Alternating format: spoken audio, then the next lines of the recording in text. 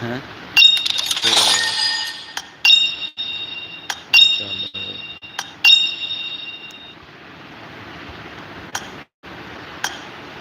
sé.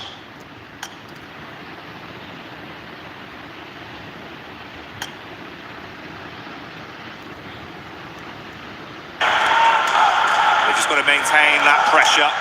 Two elims here. We've got the rotate coming over from Aurora. Furia out of the mix early though, Black. That's not what we expected to see. Godlike though, 10 eliminations. You can only imagine that full squad wipe over towards Fury came through from Godlike with a small assist from 4Thrives. Yeah, Godlike certainly trying to put their name on the map today, but it feels a little late for them. At 67 points, they can earn those big rankings today. Grab some more cash on board, a bit more pride for the country as well. Overall, really big step up in that last stage. That's why I was saying on day one, you got to give these boys time. It's the first time at an international here at PMWC, so realistically, they just needed a little bit of acclimation, essentially. And once that was done, they looked pretty damn good going in towards the later portions of yesterday and already starting out strong here on the first game of the day. Circle continues to center up around Meiran. S2G controlling a very, very good spot. It has been good control over the center for S2G throughout the majority of games. Some very good rotates. I mean, Solkay's been in the game such a long time at this point. And that veteran mindset is really coming into play here, where he's seen a lot of these circles before, he's seen a lot of these rotates, and he can really lead the team to victory. Yeah, some of the gun skill maybe isn't there for this guy, but he's still giving it gas when needs be. I think Solkay's had a great step up, considering the amount of time he's been in this esport. You've got a lot of talent on that roster you can pass the baton to if you need to rely on someone for a sick play mechanically as well. So certainly armed for some good fights. Talking of which, Aurora getting line of sight over onto the Vitality migration as they wanted to make a move straight past. A few shots on target, resulting in them going down to a 3-man squadron. And Tora that also have a similar flight path back over towards the zone. I'm curious as well, bro, the push down from Nonshin Red Force, Thunderfooted their way into the zone early. I was saying the consistency of this team looked good, but it's the fact they've turned on this aggression. They're willing to fight for a good position now, Blank. I mean, playing over towards the northeast side of Meiran, I mean, it's a bold maneuver, right? You don't try and play to hold out teams on the outer edge, but they don't get themselves too stuck into Meiran either. They have accessibility to the rest of the zone. Well, this is a livable position in what is a bit of a dastardly circle. E-Arena, we saw them coming in very late. They played over towards Stadium for a long, long time. Go for the recuperate after 2 players and Tony came, as well as Joker went down to the Fury a lot. Just on the heels, though, of OG. Woman's going to jump out. He loves a scrap. In the meantime, the Elim feed's lighting up. The crowd's getting excited because Godlike, it looked like it was a struggle of a fight versus Ida, but they've turned it right around. They lose 1 player and are able to clean out the entire squad. So goodbye, good night, Ida. The second team's exit stage left in our opening game of Rondo, whilst E-Arena continue to chase OG.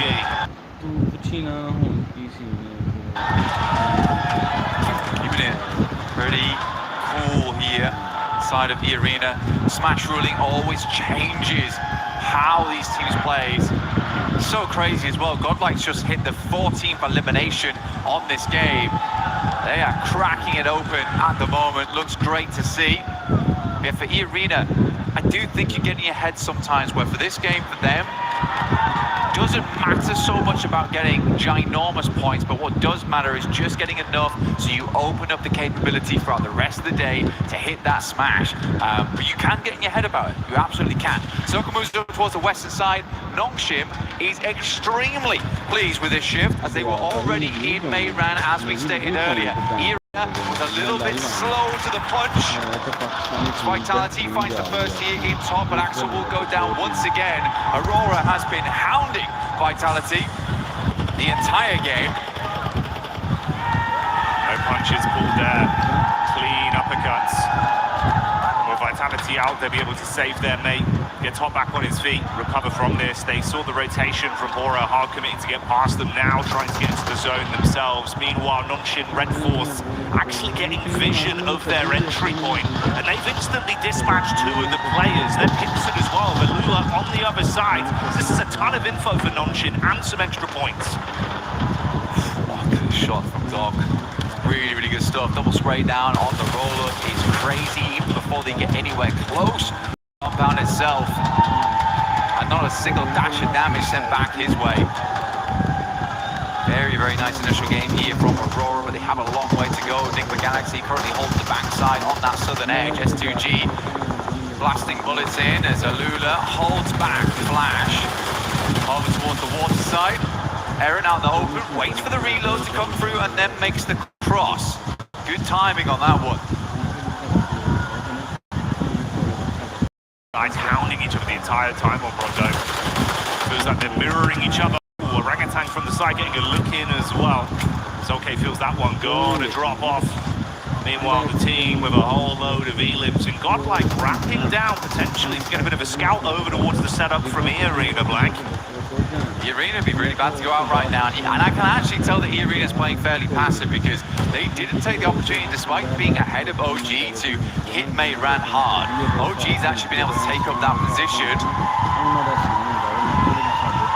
But E-Arena, they want to live this game out. They are really giving a lot of teams liberties right now just to survive.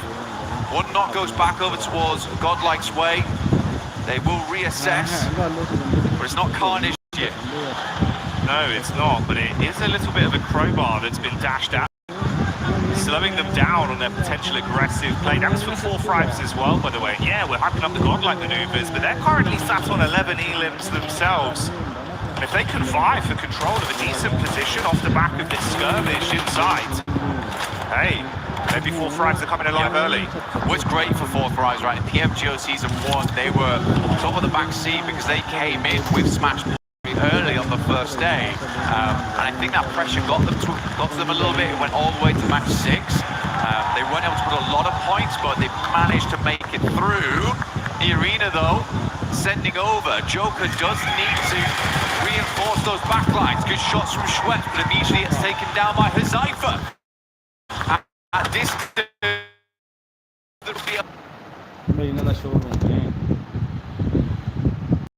up this flush. Good nade again, though. Now just S-Power. A lot to do, but this is the man to do it. He's the clutch factor. Oh, saved by the bell on the nade. So low. Able to keep his head above water for a few more seconds. Bounce back. Squad Oh my God. bounces over, shuts down S-Power. Salme out. Adamino, the only one left now. That deployable cover barely keeping him alive. 3 players up still for E-Arena, looking to get further into this game. Admino might be able to go for the res if he goes for it now. And then they're going to sweep round in the vehicle, try and figure out what's going on back there. S-Power still down, knocked. Schweppes moves up, goes for the drive-by, has the information, and that is Godlike out. So a good refresh on the gear, at least for E-Arena. Some more nades available. They could swing back down towards that compound on the south side they held earlier on, because this south shift away from Mayran. E-Arena getting thrown a bone here, but still they have 3 players. They are not at full force. Let's see how they play this out. In the midst of this, that elongated battle that's gone on the whole map here between S2G and Ulf continues. Edge guarding them coming out of the blue and keeping shots on target. It's worked out slightly worse for Ulf, down to a duo, but we do say goodbye to Solke on S2G, so a triple threat remains there. Over from Nonshin onto OG inside Mayran as well. They were taking pot shots at them, so a 3-man squad living on amongst that. And 4 frags consistently keeping their head on a swivel as well. They were peppering bullets over to the E-Arena encounter with Godlike. Yes, they got some knocks, but none of those converted into points. S2G desperately trying to make the cross right now. A couple of shots, but the vehicle is very low HP, smoking now and on fire. They have to get out, but they're just about in the zone. Same can't be said for Ulf there, but Alula's going to continue to put the hurt on. The think Enigma Galaxy wanted to move around on that eastern side, see what they can pick up, but all those points have been dashed away. Still a 5-pointer on the game with the 3 players that Enigma Galaxy hold. They're on the other side to the arena. I like this though, actually. They've got Joker as well as Schweppes playing the northwest edge whilst Mormon holds down the compound. They're looking for exit frags here, Jackie. You see the conversations there between S2G. It's an intense day. Gotta clear the bag instantly off the back of a game 1 like that. Mormon did set himself up just as you suspected early, and then have played a little bit more of a scouting play to keep themselves at least aware of what's occurring up between the setup of 4 Thrives and OG. There's been a lot of noise, a lot of free info from that. Don't mind this too much, just trying to create a little bit of a dip to play around as players will attempt to leave from Mayran. That's OG on the north side, likely first to leave. It's a gamble play, but they know they're close now. They know they're close. As soon as they start getting into those placement points, they get a couple more eliminations, they're set. Their goal in this game was far easier than most. Not looking for that chicken dinner plan. Back up into Mayran. Goodness me, we went back down south, back up north, and now Schweppes is going to go pick up Mormon. Plays up by the roadside. Not definite this ends in the urban area. Enigma Galaxy might want to make a sense soon. OG loses 1 on a knock. Not flush though. 4 Thrives looking fantastic right now this game. 11 eliminations, holding a strong 2-2 split inside of Mayran, controlling both the run out from OG and scouting towards Nongshim. With Enigma turning their attention onto Flash, you can see Schweppes had already identified their setup far over. He was waiting for an opportunity to actually shoot some bullets their way. That was the call for it. No raw connection from this. No spots to turn on the rotate with the vehicle as well. Still debating if he can actually get some hot shots here, trusting in his swords from distance. And this is also amongst the Lula that are pushing up onto 4 Thrives. They knew they were fighting OG. They took a few pot shots, but now Quick's trying to take at least a little bit more aggressive space off them. I think we're in a struggle position. E-Arena can play very slow here. They don't have to peek too much. Ralph already down there. Should go down to the play zone. Enigma Galaxy is going to try and go for that southern push on this one. Like you said, Schweppes identified their position very early. The shots are coming through. They don't want these points to be stolen from the players inside of Mayran. Schweppes opens up, but looks like those points might be going another way. Nongshim getting some great damage, just playing into that engagement between Alula as well as Flash there. Gonna be longer nades on this one though, Jackie. Decent chuck, that one might be good. Bounces into the back, it's chip damage, but no conversion. Whoa, bursting just in front of Satan. They've got 1 smoke to try and pop. Hey, this is dastardly. You are trapped in a hellish position whilst the other squads are scrapping through each other, so the lobby's starting to thin here. It's tempting for E-Arenas just to push this. Getting in towards 6th place, right? Very close to that point with 2 eliminations. You could just sack your game here to go for it. Joker's going to try and get a different angle on this one, move up over towards Mormon. Some more emphasis over towards Mayran. We go a little bit further south here. The game actually does open up for E-Arena mainly. 4 Thrives also have a good capability of leaving from this area. Wonder how many vehicles they've still got left with the tires in play. Yasser will take down Bozy, and that's the end of Flash. I mean, Nongshim Red Force has been consistently peppering that engagement, but it is Alula who's got away with the majority of the points on that one with 11. There's been a lot of harassment of all of these squads from Nongshim and 4 Thrives, consistently taking pot shots out, making the fights more uncomfortable for either team involved. E-Arena, if Nongshim actually keep this up in terms of a safe placement in the zone, some big plays, you might need to shut them down. Going to pull slightly away from their setup, though, centering up around the 4 Thrives crew of E-Arena, knowing they can advance a little bit on this. It's a big opportunity now for 4 Thrives going forward. Get a chicken dinner here, you set yourselves up to get potentially into Smash ruling by match 2, by the end of match 2. Very cool to see both E-Arena and Nongshim Red Force. None of it was small talk at the start of the day.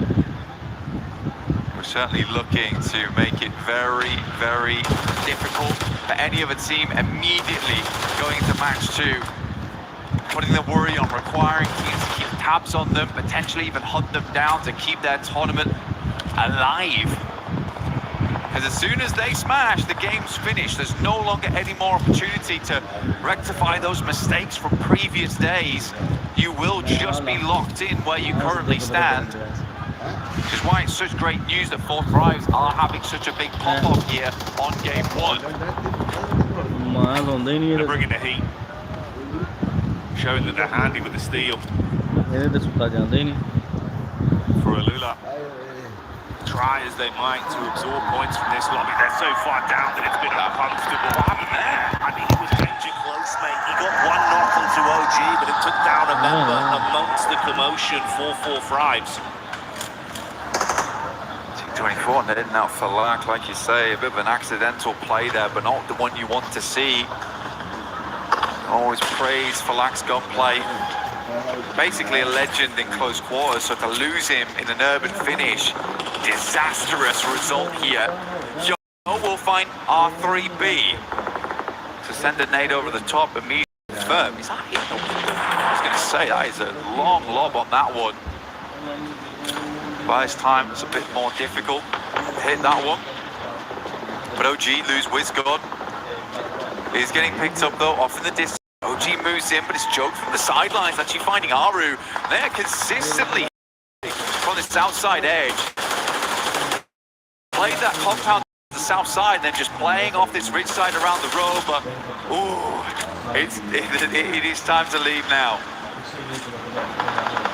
Gonna have to force the issue, jump back behind the driving wheel and get into the zone. For OG, it's so uncomfortable because you are just being completely cut off from all angles. The back line's covered by E-Arena, nades from the front in from 4 Thrives. They cannot peek in any regard. He's going in crazy. Okay, into the building. 4 Thrives ready for it. The Cypher strikes first. Sweep sweeps under the rug. Goodbye, goodness. T24 with the nade from the top. He sees Joker, but it's Lord that steals it from Nick the Galaxy. Nade over onto WAR in the meantime, as well as Yasha falls to Hyunbin. It's all turning into carnage. And last left alive here. I think it's one more placing they need on this one, Jackie, as well. One more elimination would also do the trick. They want to get themselves up towards 5th place, but it would be so awful to go into match 2 1 point away from Smash ruling. Does not have a position to play though.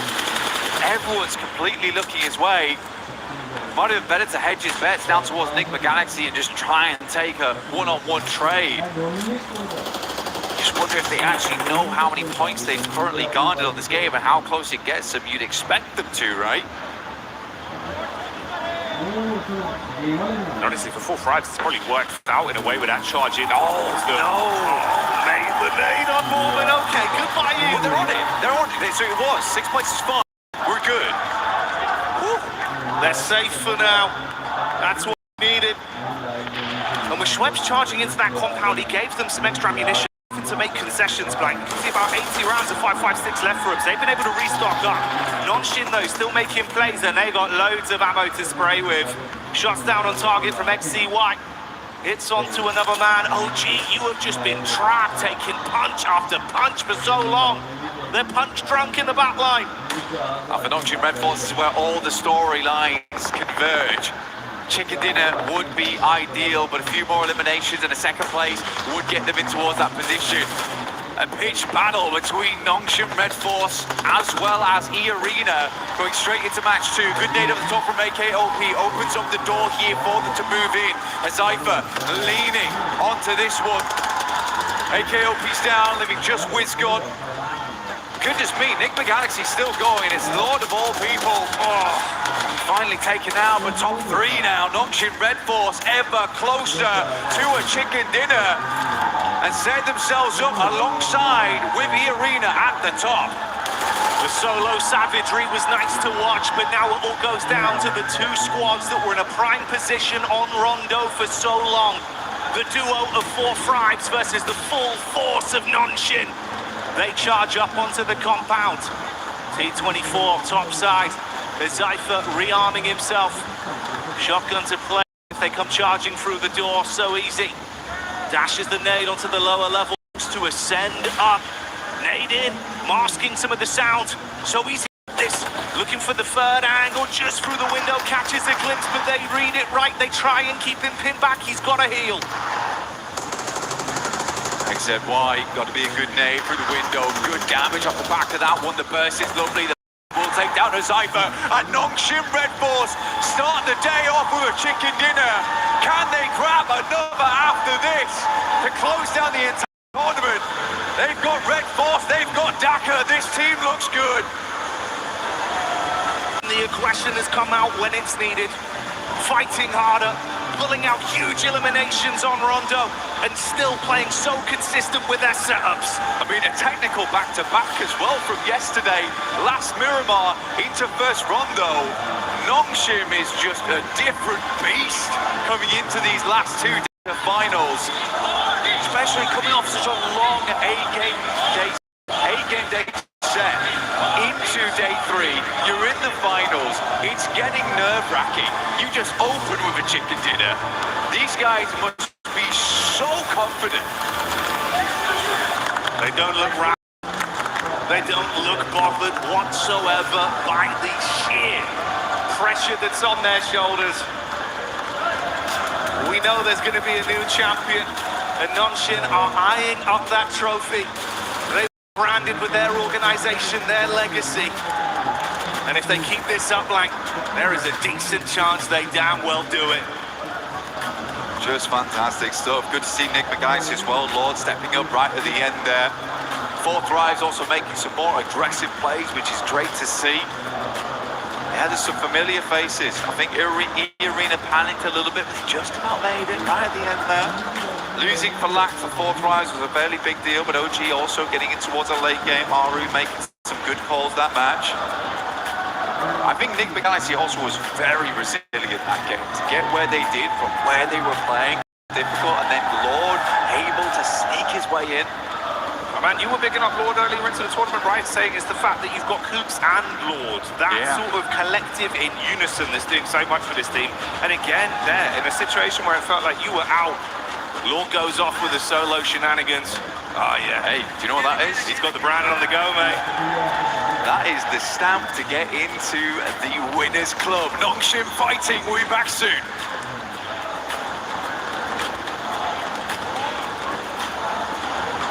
Hi everyone, I'm Rick, producer of PUBG Mobile. For the past 8 years, PUBG Mobile has continued to grow together with players around the world. And today, we are still fully committed to this battleground.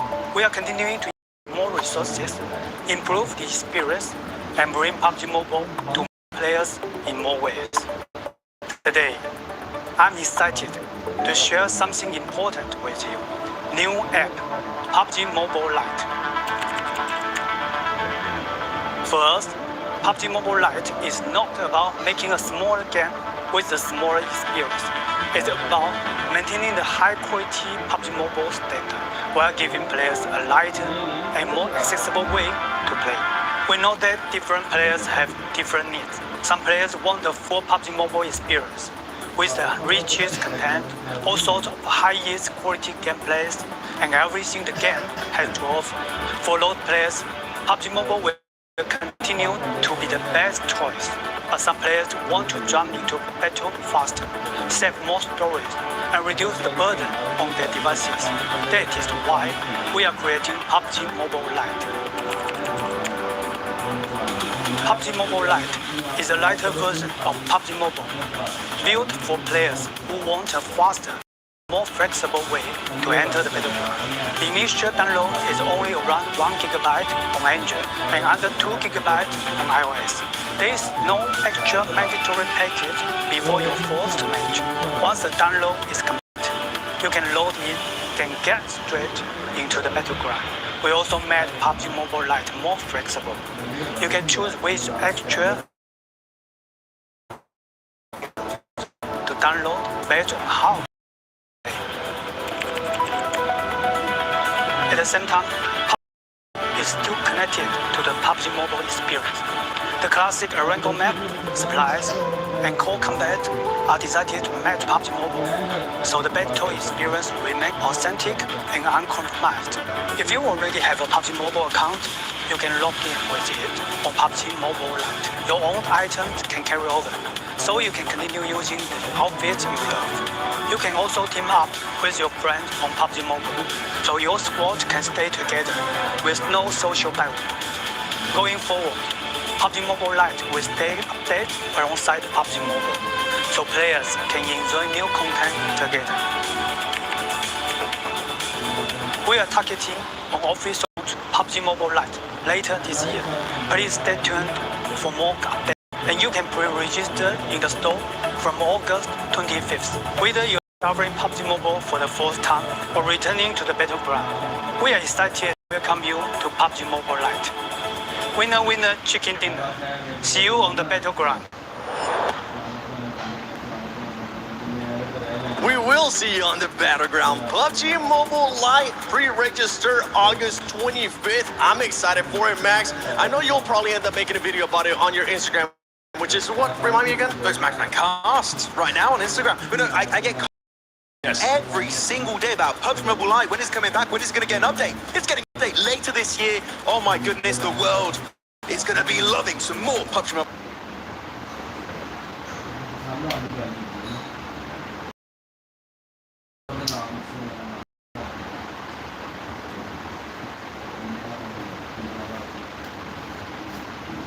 Action 100%. I'm excited for it. Hopefully you guys are, but I'm excited for the match that we just had here because E-Arena definitely able to cross that threshold for being in the smash zone. I mean, they truly analysed the situation. They had every opportunity to get rid of NGX from that, I guess, southern side of zone, but no, they kind of already knew that they did enough to hit the threshold.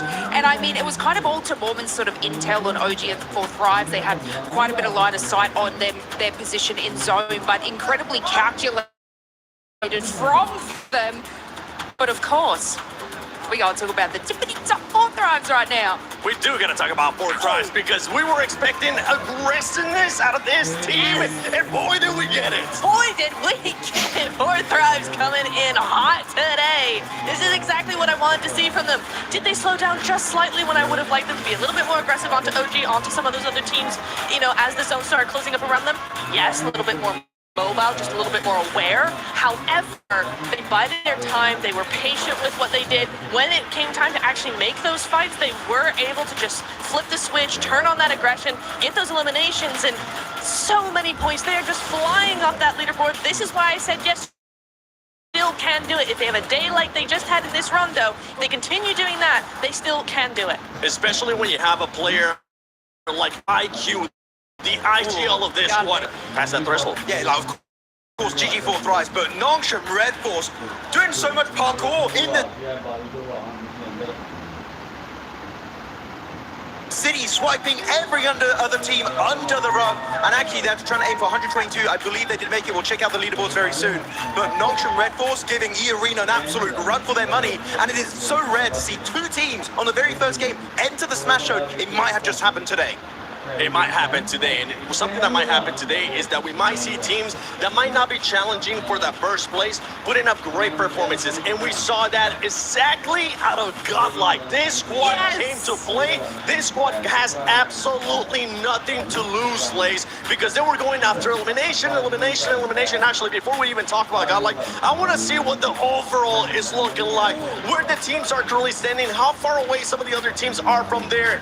Nongshim Red Force is actually in first place with 123 points. Now we have 2 teams that are able to win in the next match. Oh my goodness, by the way, should also be counted, I'm pretty sure, because they are also in the Smash Zone. You just need to get above or tie 22 points. So if Nongshim Red Force or E-Arena now, ladies, get a chicken dinner tournament over, and we will be crowning our champions. I know, and it's so incredibly exciting because both of these teams, especially when it comes to those sort of placement points, look at Nongshim at 40 points, Arena with 34. They have every opportunity and drive to be able to secure that chicken dinner. Now, Seven, you asked me a little bit about Godlike, which I know is on the second page. And the reason we want to highlight that is because they were sort of sitting more under that middle threshold. But with 10 eliminations early game, another 4 as they sort of rotate in on that northeast side. And then S-Power recovering the team to bring them back in. But I want to give like a kind of a little special shout out to Amino having an absolute banger of a game too. I think it was about 7 eliminations just by themselves, and they were able to sort of scout and hold that, and just getting like that 15 elimination points on the board is insanity, especially from where they were sitting earlier today. But I want to check real quick the rankings. We did see for a quick second there. 11 points away for 4 Thrives now. Jumping around from the middle pack. 11 points away from top 3. The comeback is happening. This is what I keep saying. It's comeback. Let's go back. Let's go back. Because that team, I actually got a chance to talk with Balak. If you want to check that out, go to my Instagram at the 7WG. But we're now seeing the race to smash. There you go. You see 4 Thrives, 23 points away, which this is a perfect start for that team, getting more than 50 eliminations, getting in the top 2, and now they are just 23 points away. And if we know anything for this squad, with the way that they're playing, with what we have seen out of them in PMGO Season 1 this year, they could make it in the next match, as long as one of the 2 teams at the top don't end up winning it. Well, exactly, yeah. So this is the case, this is the scenario where, you know, neither of those teams, Nongshim or Arena, they don't win next match. We do go into Game 3. If 4 Thrives are allowed another good win, I say allowed because we don't want any pot dropping going on. They might get targeted, you never know. However, if they're allowed one more game, if we do go into Game 3, 4 Thrives need another top 5. They need another several points, 8, 9 eliminations, there we go. Another few of those, and they are in Smash Ruling. They are a contender, and they could just do a back-to-back global win. And I think we did end up getting today, Maxman. I think we might have gotten a Maxman grenade of the day. Oh, really? Did we now? It's time for your favorite segment of the day. It's Maxman's grenade of today. Let's check it out. Which play's going to be here? It's going to be in the city. This 4 Thrive. It's Falak over there looking for a KOP. He gets it done right away. The man is an absolute menace. But he's too much of a menace because T24 had to take him down. Oh. Give him a boom boom back to the lobby. It's Max grenade of the day.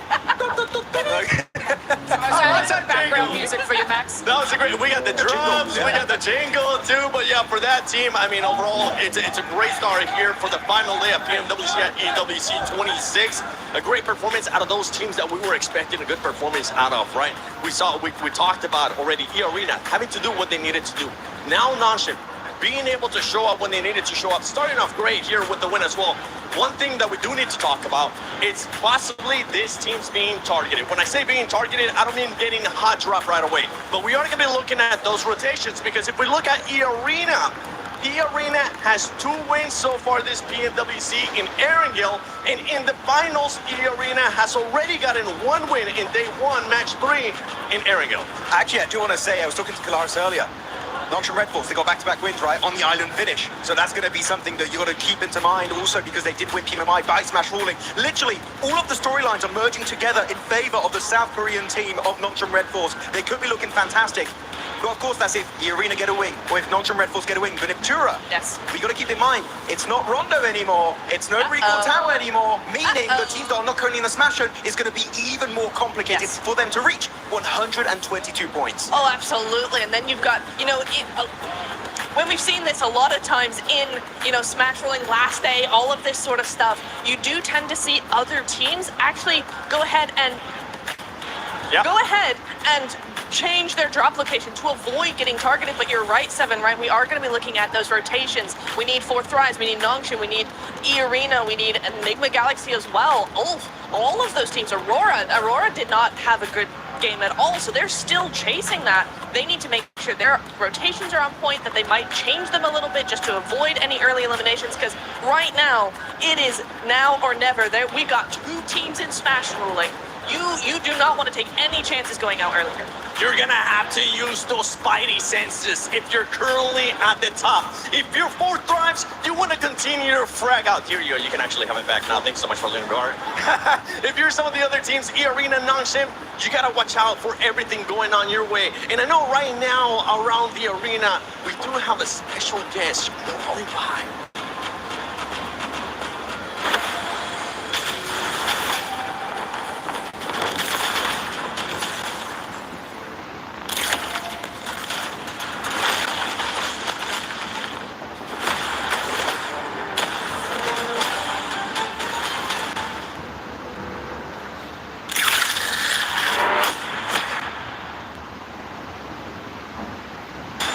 Spider-Man is officially back in PUBG Mobile. Some of you may remember the collaboration in 2022, and this time he's returning to Erangel. Suit up and explore the brand new central square. You can move across rooftops, run across ceilings, and hunt down enemy squads. But it wouldn't be Spider-Man without the powers. So, you can grab Peter Parker's gloves and you can web swing your way around the city, or you can even use your webs in combat to slow down or trap your opponents. And of course, there's so much to discover beyond the fights.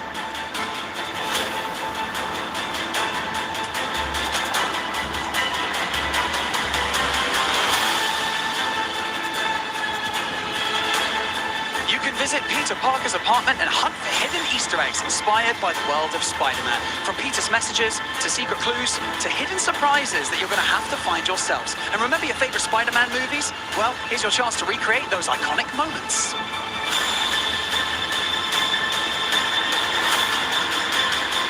Maybe you pull off the perfect rescue, maybe you escape a fight by swinging away at the last second, or maybe you and your squad just stop everything to take the perfect Spider-Man shot.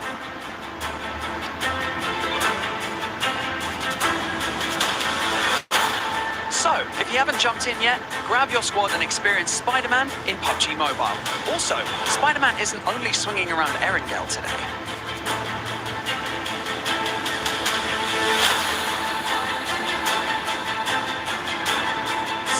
We have got Spider-Man on stage right here with us right now, and he didn't come empty-handed. He's going to be handing out PUBG Mobile merch in and amongst the arena, so make some noise for Spider-Man!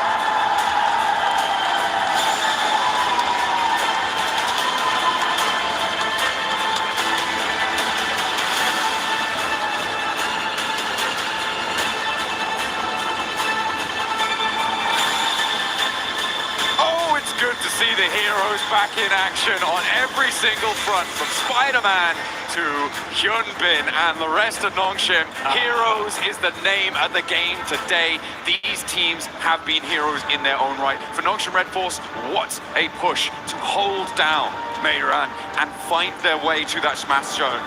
E-Arena held their nerve. They played that west side well, and they just got across that line. It was surgical precision on that 122. Surgical is the perfect word, because Rondo did not disappoint. Yeah, we got Spider-Man here to save the day, but we got 2 massive threats in the lobby now. We've got E-Arena and Nongshim Red Force that can end the tournament right here, right now, with 1 single chicken dinner. That's all it's going to take. We saw Nongshim just do it. Can they pull it out the bag again? But it's not just those 2 teams, as the desk, as Blank and Jackie were saying before as well. There are other teams waiting in the wings, now staged with the points that they earned from that previous game, from that rondo, to jump into the smash zone. There are probably at least 6 teams that could do it this match and join them. So if we don't get one of those smash chicken dinners, it is going to get hotter and hotter as the day goes on, because I don't think we're only going to see 2 teams breaking that barrier today. Yeah, I'm glad we were able to get on the cast here for it to at least cast 1 game, right? Absolutely. This is absolutely insane here. My hopes and dreams are coming true. Could we see 6, 7 teams in the smash zone with 1 single squad that could win it? That would be insane. At the same time, though, right? You gotta stop these 2 squads, because if E-Arena or Nongshim Red Force win right here, that's it. This tournament is over, and one of them is walking away with $500,000.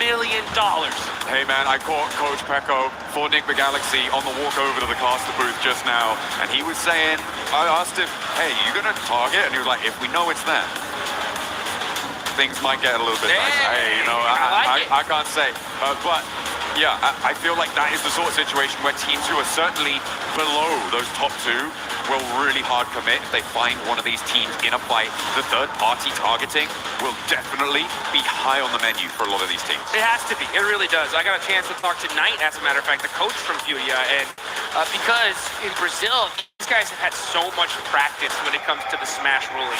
Furia have smashed in multiple of their regional tournaments. So I was talking to them, I was like, hey, exact same question, right? If you see a couple teams in the smash zone, will you guys go out of your way to take them out? And they said, well, at a certain point we have to. You know what I'm saying? We know what's at stake.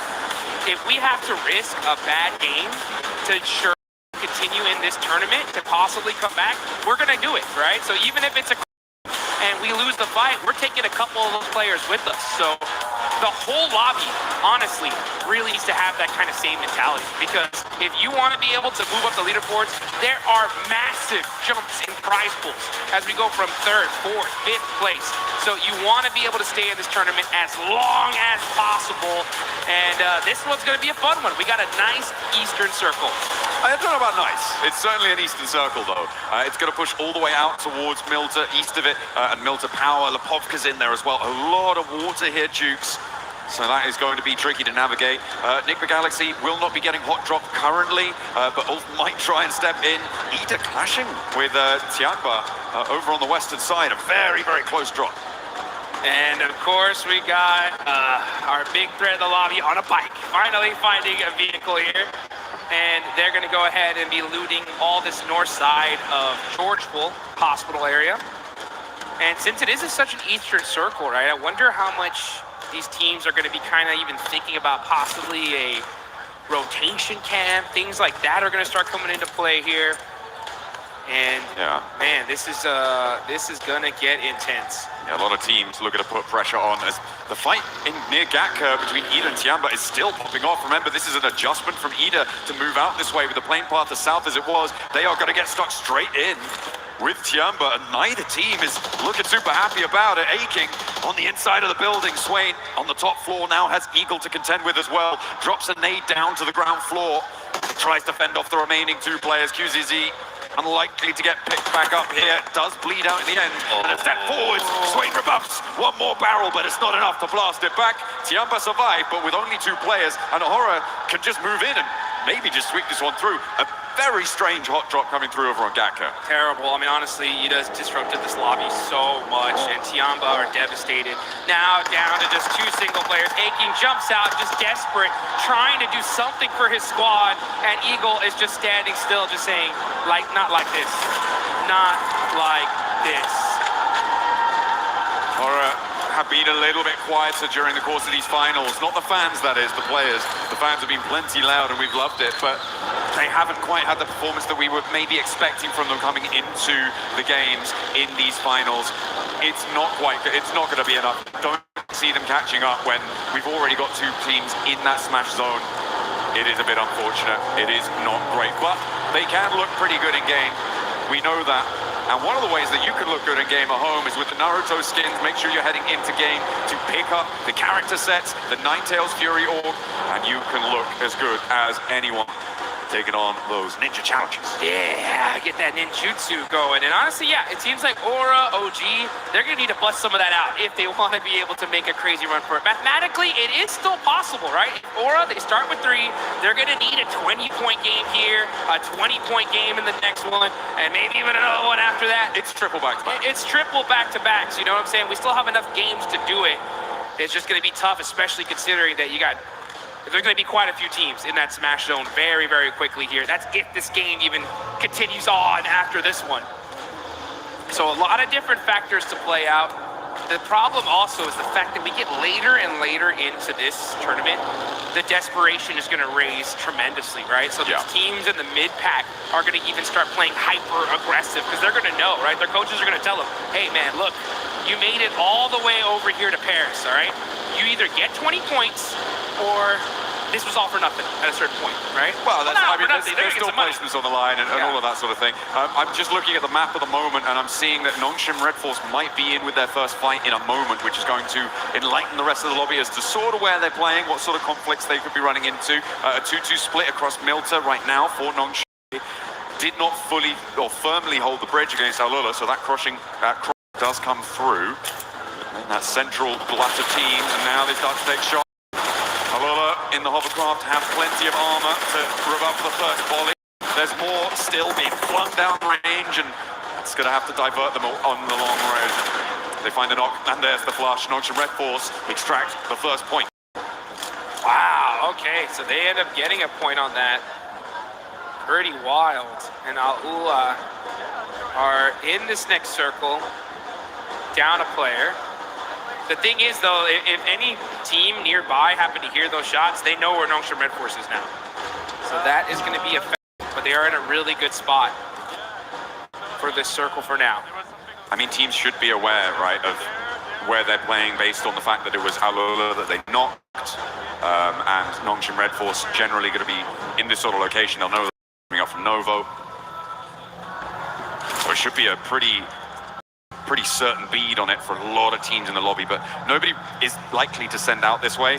Maybe Aurora could try and crash into it, cause some problems. Vitality are actually holding the west bridge, which is interesting, over on that ferry pier side of things. So if Aurora decide, you know, we're not going to go over to that east side, we're going to try and break west, Vitality is still lying in wait for it, which I'm not too sure about. I'm not sure if I like that. Yeah, it's going to be tough here as you got some pretty wild rotations here. Speaking of wild rotations, we got Nick Galaxy rocking their 2-2 split. The same again. Same again. You know, I actually talked to Ralph a little earlier this morning, asked him like, hey, you're going to continue to do it? They're like, yeah, you know, it's worked for us in the past. We're going to try it out. We've noticed that on the west side, had a little bit of unluck with some pretty crazy pushes, but we're going to give it a shot here, and we'll see if it pays off for them. I mean, they did win a chicken dinner from a circle similar to this, on a rotation similar to this. Obviously, it was a different lobby. It was a different time. We were different people, Jukes. We were so much younger. Yeah, exactly. We've come so far, but they're going to look for that regroup at some point. Getting through for that regroup is really the difficult part that we've seen for Nick Galaxy on this regroup rotation.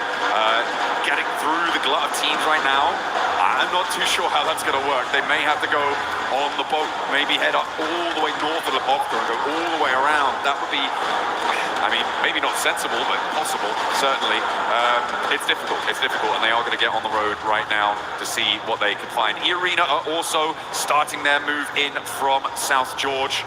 As we can see, we're on board of them, just passing the north side of school to head towards the center of this circle as it centers up on that Milta Hill near prison and mansion. Rotations are coming as we are zooming in to Erangel. What kind of circle are we going to get here? All right, just beautiful center. Okay. Very typical. A lot of these teams were expecting this, and they got it. Now you see Nick Galaxy, right? They're going to be on both sides of this circle. It's going to be very difficult for them to get to their teammates here, so we'll see how this pays off.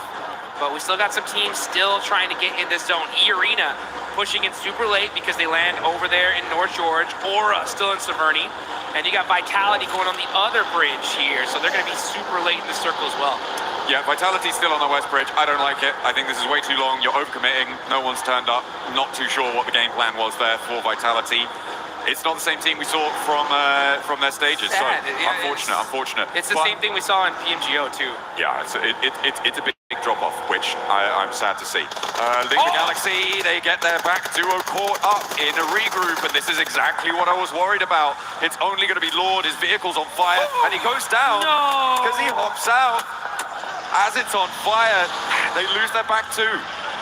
I guess, yeah, Ralph, keep doing that. See how that works out for you. Yeah, I saw his player cam, and I could see he said, what the heck? You know, what happened? How is this? Why are there players here in the middle of the circle? How did I get knocked? What? No, that's crazy. That's super unfortunate. The 2-2 split, man. I mean, losing players like that is so rough. We'll see how it all continues on, though. That's if we have another match after this, because Nongshim Red Force are on the south side of Milta, full squad, looking dangerous. On the other end, you got the other titans of the lobby, E-Arena, holding down the north side. So both these teams able to secure position as a full four-man team. A vice grip on the circle right now. And our teams will look to try and slip that.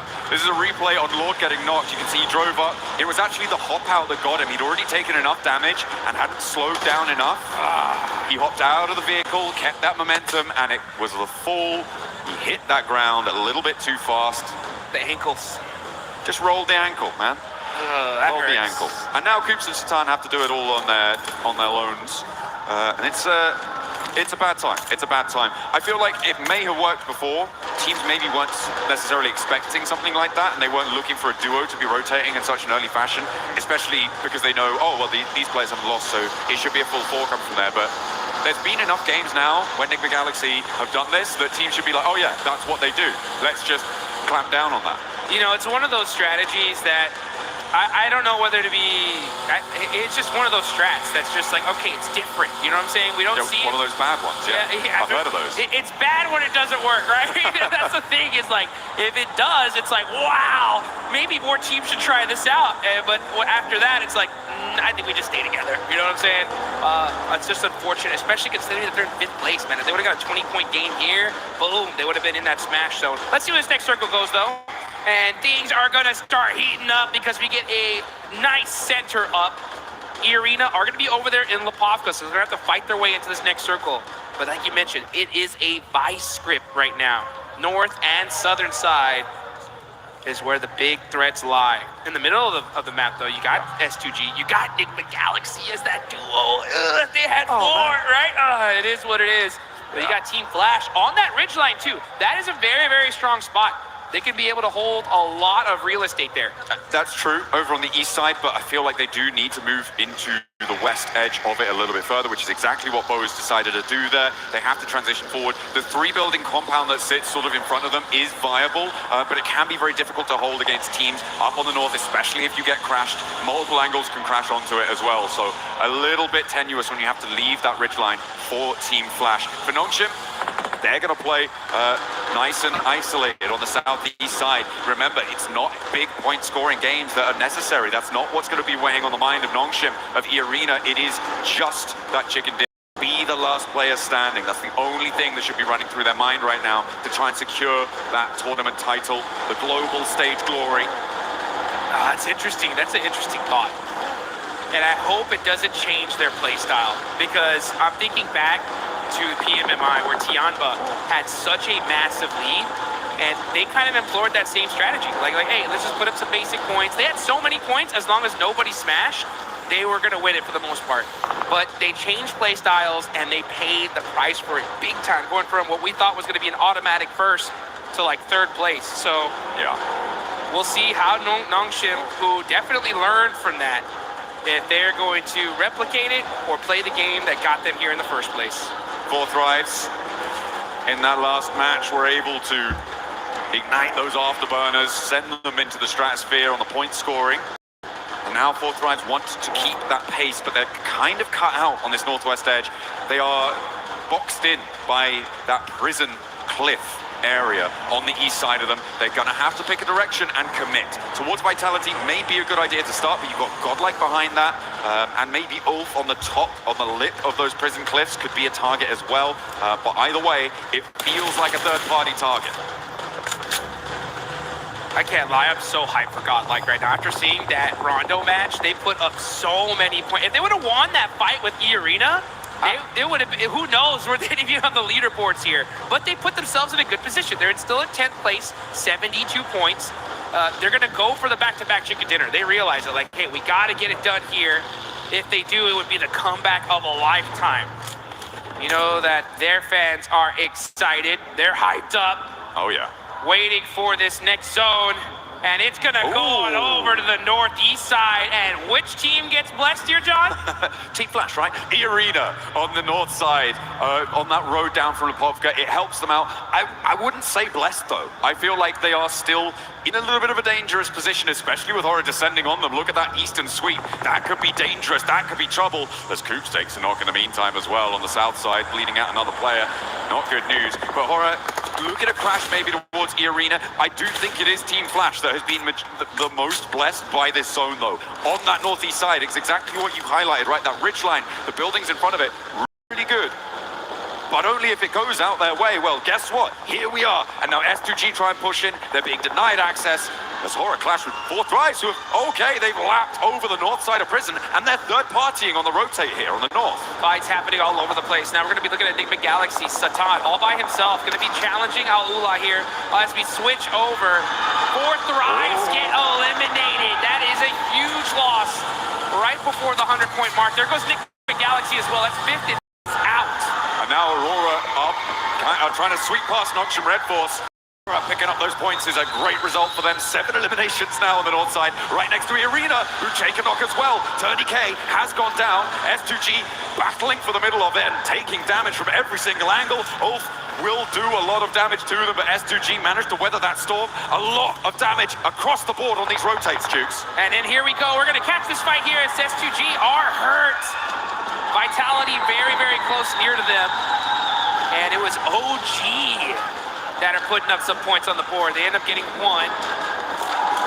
Kamikaze on the other end. Now finally the fight has calmed down, but this is a battle for the central position in this circle. I mean, this is another team, S2G, who is within reach of that smash point barrier up to 122, but they have just had the win taken out their sails. 113 right now. They need to get 9 more points on this match, and with 11 more teams alive as a solo Kamikaze, has he got something magic up his sleeve? I do not think so. I believe Aurora to really be the only challengers to that smash point duo. And Aurora are definitely a threat, that's for sure. 110 points, 12 is super easy for them to get in this kind of position. They're gonna have to fight their way through it though. CS Power getting a knock from Godlike. They're down to 2 players, and that is WizGod gonna get that confirmation on 2 Power. Only 1 player up left for Godlike. Oh, the Arena did manage to just roll over to the ridgeline there on the shoreline. But Mormon's been spotted. Okay, Sky is still going. And the Arena not safe yet, not out of the woods. As Godlike and Orangutan still continue to clash. Up the stairs, Godlike. Look for it, but the drop down is caught. And there's the crash. You want to take 1 down and the Arena fall. Only 1 team can stop it all now. Longship with a big opportunity on the south side, but they're right on the edge. The whole lobby breathing a sigh of relief now that at least 1 of the Titans is gone. It's still up to Noxian Red Force though. They're on the south side, playing carefully, waiting in the shadows to strike. It's only a matter of time here. They're saying, yeah, you guys fight it out. But you better watch out.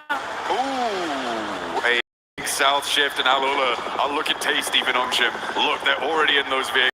Why? Wanting to keep Overwatch on the angle as well. Maybe takes it that way. How fast are Nongshim going to be able to mount up? Because Flash have already regrouped to the triple buildings on the north side of this next part of the circle. The west edge with Furia and Orangutan also needs to conclude and try and find a way down the hill. The Deadwood is so hard to navigate though. There are these really tricky defilades and there are players lying in wait. Speaking of lying in wait, yeah, you can see Noxian Red Force.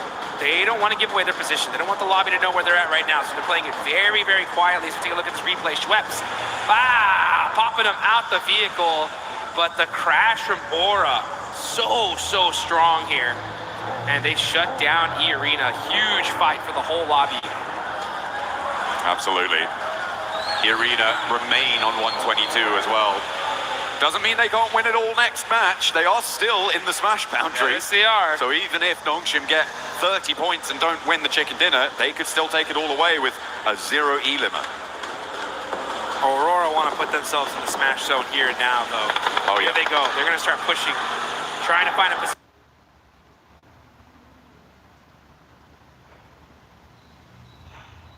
They got the Wizard Tower.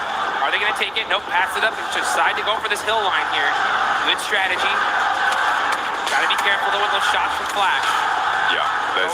Throwing down some smokes. I like how they put 1 vehicle in front of the other, so they at least sacrificed 1, but they should be able to hold on to at least another one here in just a second. All right.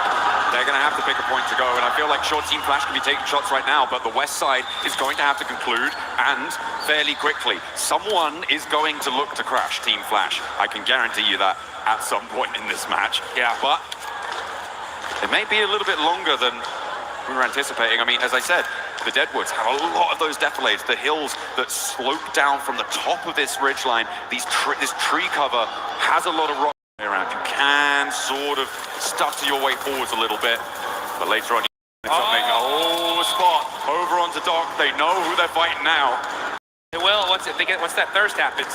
There it is. And there it is. So now they know 100% Nongshim Red Force is right here. Aurora are going to put every single amount of their resources to make sure they can stop them. It may well be worth it with all the teams around them going down fairly quickly. Just sitting here waiting for Nongshim to roll out, stepping through, sacrificing shots to Team Flash. They may look to try and just block the road, shut the door in the face of a Smash victory here in match number 2 today, match 14 on the series. To be fair, this is going to be a very tough win for Nongshim to get. They're in a really, really tough spot. They're on the edge of the circle. That broken wall is covering them for now, but this next zone is going to make things. But here we go with a huge battle. It's Fudia versus OG. Fudia in 8th place right here. They need the win. Oh, that nade looks good. That should get a confirmation. It doesn't. Some way, somehow. Bad nade there, but all of a sudden, they are able to get some knocks. Silence is going to go into the building, eating some blue zone. Fudia are getting peppered. Little by little, he gets away with just 1 HP. Oh, WizGod steps out. He's looking for more. He's got the shotgun shells under the car. The blue zone's ticking, but it's not going to matter. WizGod strikes back against Furia, but now Horror here, and he's got a sliver of HP to play around with. No, he's here, and Fear rolls over the top of the hill. Didn't see him. What? He didn't see him. He'll should hear that. No! With his back to it. Will take the shot, but not find the knock. And he will be put down. In the meantime, the roll-up from Nongshim. And they're off. Here they go. Nongshim Red Force on the rotation, trying to find a spot in this zone. Tires get popped. Team Flash knocked down Tizzy. It's up to the 2 players from Nongshim to end this tournament. XZY trying to regroup now on the back. The reloads are coming through, and he may be able to sneak his way into the dip. And Aurora now have Nongshim set before them. A gauntlet to run through, and then one that they will charge in headlong. Nades first. Joel, Reefus, and Top wants this retribution. This game to a close without a Smash Point victory. Aurora throwing an absolute bombardment onto Nongshim Red Force. They know they're the threat. They're going to use every single piece of utility they have to finish this team off once and for all. Not able to find those other confirmations. Vehicles are getting moved out the way, though. That's the coverage that Nongshim Red Force desperately need. Looks like they're playing a little game of ping pong with that car. Ooh, but Aurora starting to suffer as well. They have to move forwards, and now they're in the firing line of Team Flash. It may well be enough to stop Nongshim from winning the game, though, and that seems to be what they were trying to bid for. All the while, by the way, Kamikaze is still alive, so can't discount him just yet for getting the points that he may need. It would be a very long road, though. Hyunbin and So Easy now find the final blow, struck to the heart of Aurora. Draw their game out on 113. They will fall to no Smash. Not here, not now. We're gonna see a game 3, folks. Get excited, get hyped, because now's the chance for a lot of these teams to start pushing their way up the leaderboards. How far can you go here, though? I mean, for Team Flash, this is a golden opportunity to jump up placement points, to jump up and get a little bit more cash under the belt, be a higher ranking finisher. They have all 4 of their players alive. They're looking pretty chill. As I said before, S2G do have the slimmest of opportunities. For me, it's Kamikaze needing to grab some third-party points off a fight that Team Flash has. Yeah, he's just trying to sneak in enough points to sneak his team into that Smash zone. Any point matters, though. I really got to give some major love, though, to Aura. Look at them. 13 eliminations. This team is trying to make a comeback of a lifetime, and this is how you do it. Got to get this win, though. Anything less is not going to be enough for them to make that race to the top. I mean, even when you do get it, it's still a long, long road for them to try and find. For Kamikaze, he needs to profit 6 more points on this match. Those can come from either increasing placements or getting eliminations to join that Smash Point bubble. But this next circle comes in, it's not going to have him in it.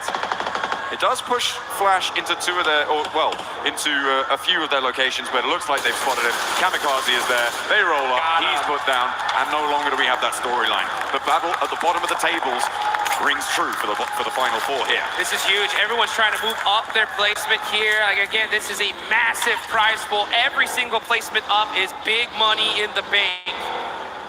Aura, though, this is the game of a lifetime for them. This is one of those opportunities that gets your squad excited, gets so pumped up to finally start putting everything online.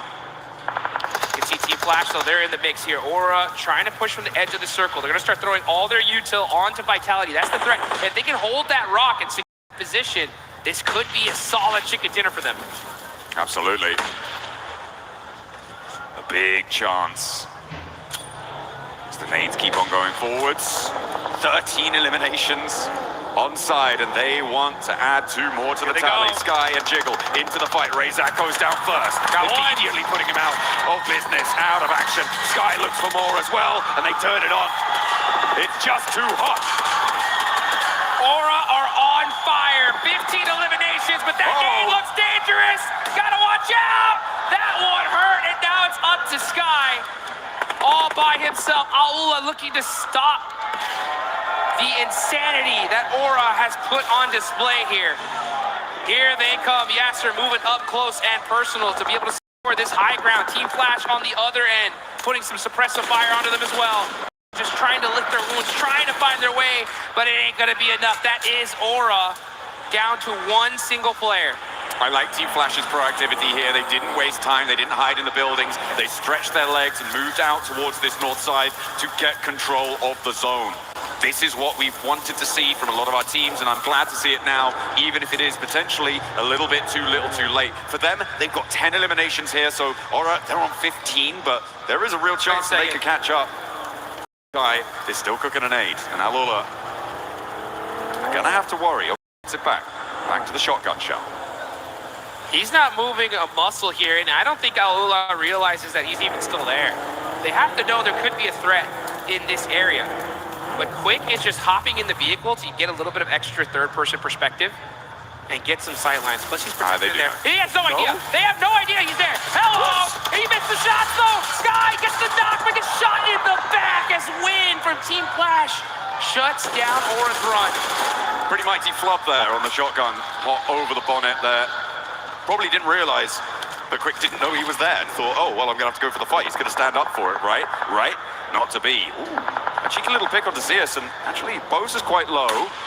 Over the top, though, Tops and Win look to put pressure onto Quick, and remember, Alula only really have 2 to play around with here. Claws and Yasser looking to navigate. Closer to the middle for Yasser, but Flash can regroup on 3. Claws has a lot to face down on his lonesome here on this angle. Needs a big nade. Needs to find a knock pretty immediately. And is already taken down. Win steps through with the AUG.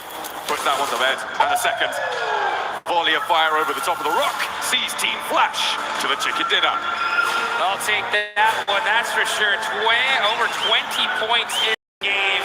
A massive one for them. I guarantee you, their coaches, everybody was telling him, right, hey, this is what you need to do if you want to make a run of it. And this is a start, right? This is a start. It's still a long road ahead, but now the road is there. You know what I'm saying? It had to happen in this game, and they got it done.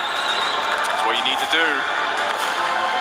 When that clock strikes, you've got to hear the call and step up to that plate.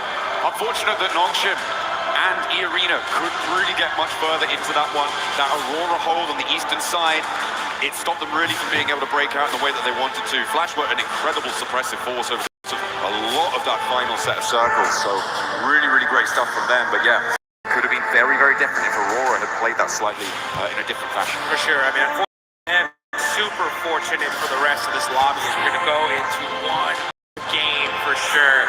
Now, as far as teams that are still within that Smash Point threshold, I believe it's still going to be the duo, right? It's still going to be the 2 teams.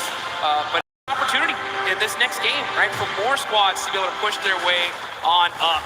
As we're going to take a look at the replay here, Team Flash, great job of being able to finish this game strong. Win especially, just boom, putting the nail in the coffin. That's how you do it. I just didn't want to mess about, you know. He knew. Come on. Let's go next. Keep the pace. Because they do want to keep up that pressure. If you're on a run, now is the time to hold on to that momentum. There is no more runway that you need to cover to take off on this. It is just today. There is nothing that you want to leave out on Erangel and let it go to Miramar, because you may not reach it. No one might. Just look at these players' faces. Straight intensity. These guys are locked in right now. They know exactly what they need to do in order to make this happen. And it's going to be on the back of a ton of eliminations and securing those wins, all while stopping E-Arena and Nongshim Red Force, who had a great pincer on the end of that circle there. But, you know, I think teams now especially have understood just how threatening this smash rolling is. Yeah. And I think they're going to do extra and beyond to make sure that they can stop those two squads. Absolutely. I mean, there is pressure on so many teams. I think that, again, I'm gonna go back to my old favorite hobby, it seems, this game of giving a little bit of hate over to Ralph, because Nick the Galaxy, that 2-2 split did not work. It was really kind of catastrophic. And hey, you know what? The position that they went to, that they tried to go for on that east side, was where Team Flash won from. So it could have been different. But we're gonna head down to the stage. Kalaris has a little interview for us for some inside information. Yes, I do. Thank you very much. Here with Nongshim Red Force. Hyunbin once again to get some insights on what's gone on so far. Let's talk about the Erangel that just actually happened. You guys find yourself in mini-mill to power, but then the circles shift away from you. You sent it north instead of any other direction. Talk to me about that choice. Do you think it was the right one, or do you think there was another path you could have taken? 현빈 선수 첫 번째 아까 에란겔 경기부터 일단 얘기를 해볼게요. 에란겔 경기 쪽에 공장을 이용하셨다가 이제 that shift was actually really tough for us. So what we thought was Aurora was actually there, and we got a one knockout Aurora player. So I think we should have started with getting out, knocking out Aurora, and then we find our footing on the ground inside that circle. So the Rondo game, you just won another one here. You look always great in urban endings, does Nongshim Red Force. So talk to me about that urban ending. What were your biggest concerns? You had great roof control. So what was your guys' perspective on that finish? 또 론도판에서는 또 치킨을 드셨는데 사실 시가전에서 정말 좋은 모습을 보여주시는 것 같습니다. 그래서 그 시가전에서 특히나 이제 지부 일단 저희 자리가 외곽이었고 저 시가 쪽 한쪽이 비었어갖고 일단 들어가서 서클 받다 보니까 뭐 그냥 잘 먹은 것 같아요. Well, honestly, I think the inside of the city play was actually well forced because we were outside of the circle. But that being said, I think we were kind of lucky because we tried to gain the footing because of actually one of the places are actually empty. So we just find our footing there, and then we just took control of the roof, and then we maintained good condition and intel. All right, well, thank you very much for joining me, Hyunbin, here once again. That's Nongshim Red Force currently in position on the smash roll as we continue the games here at the FWC.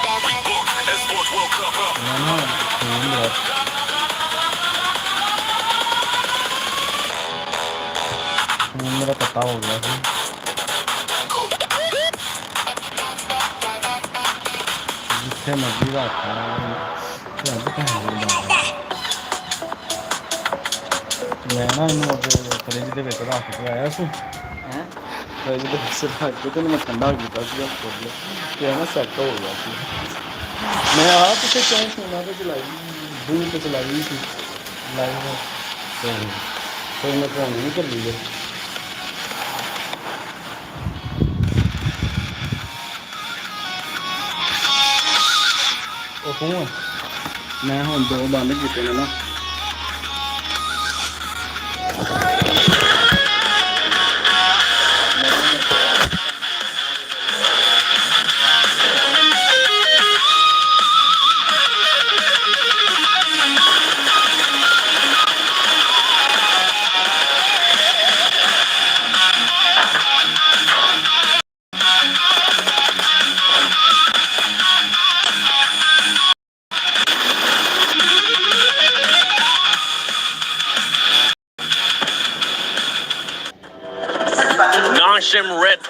Arena not being able to close it out, so we're gonna keep going. One more match in this one. Team Flash being able to come off with the win there after not really being able to do much for the whole tournament. Great performance out of this squad. But don't forget, for everybody that's currently here at EWC, make sure you guys check out the fan experience. Go look at the awesome stuff between PUBG Mobile and Naruto. Try out Brain Rot Royale. Why not? Because we've been able to try it, and it's quite fun. And I played it way too much. I had to stop so I could actually come here and break down what's been going on in the finals. And also check out Spider-Man. Maybe you'll get a chance to meet him and greet him. But about this performance from Team Flash Max, we finally got a chance to see them perform. I never doubted. No, I've been doubting a little bit. It's been looking a bit dicey recently, unfortunately. But no, really good hold on the northern side, right? Able to get rid of a lot of threats over in that position. Definitely a team that has been very silent. But before this game, they had a total of 63 points. If my count is right, they've just got about a third of the points they've made so far up until now out of all of their games in a single chicken dinner, 23 points. So that's going to get them way higher up in the middle rankings. And let's keep in mind, even if you're not number 1-7, the prize pool distribution is getting way higher on that first half of the leaderboards. It is. For some of these teams that might be too far away from that threshold of the smash rule, they're going to be pushing up because there is that prize pool at stake. $3 million that we're going to be giving out. And Horror Esports being able to perform really well, seeing the aggressiveness. This is what we've been expecting out of Horror Esports, the aggressiveness, 16 eliminations. I mean, it's a real shame we just didn't see this from the get-go, right? From day one throughout to today, because they could have been in a very different position on those leaderboards than we see them right now. But also, just to mention very quickly, as we look at the team stats here for Sleepy and Sky actually doing some mega work. They did have some really good nades. They were pushing very well. They are the team that got rid of Arena in the mid-phase of that game, taking shots onto Nungshin there. So, you know, very, very proactive, really looking around them and trying to get as many elims as possible. I think we can call that farming. The key thing we have to keep in mind for Horror here is they are the team that eliminated Arena, which is a team, if you get that elimination, one of the plays, you're like, that's the Arena, that's the Arena right there, push him. Because of that, right, they just a little bit more, which really is going to make this match so much because so many teams can take time to smash zone. I know, and how crazy it is that the top of the leaderboards seem to fall, and then these mid teams sort of have that glimpse of hope and opportunity. But that's why we love it here for PUBG Mobile with Smash Rule, especially.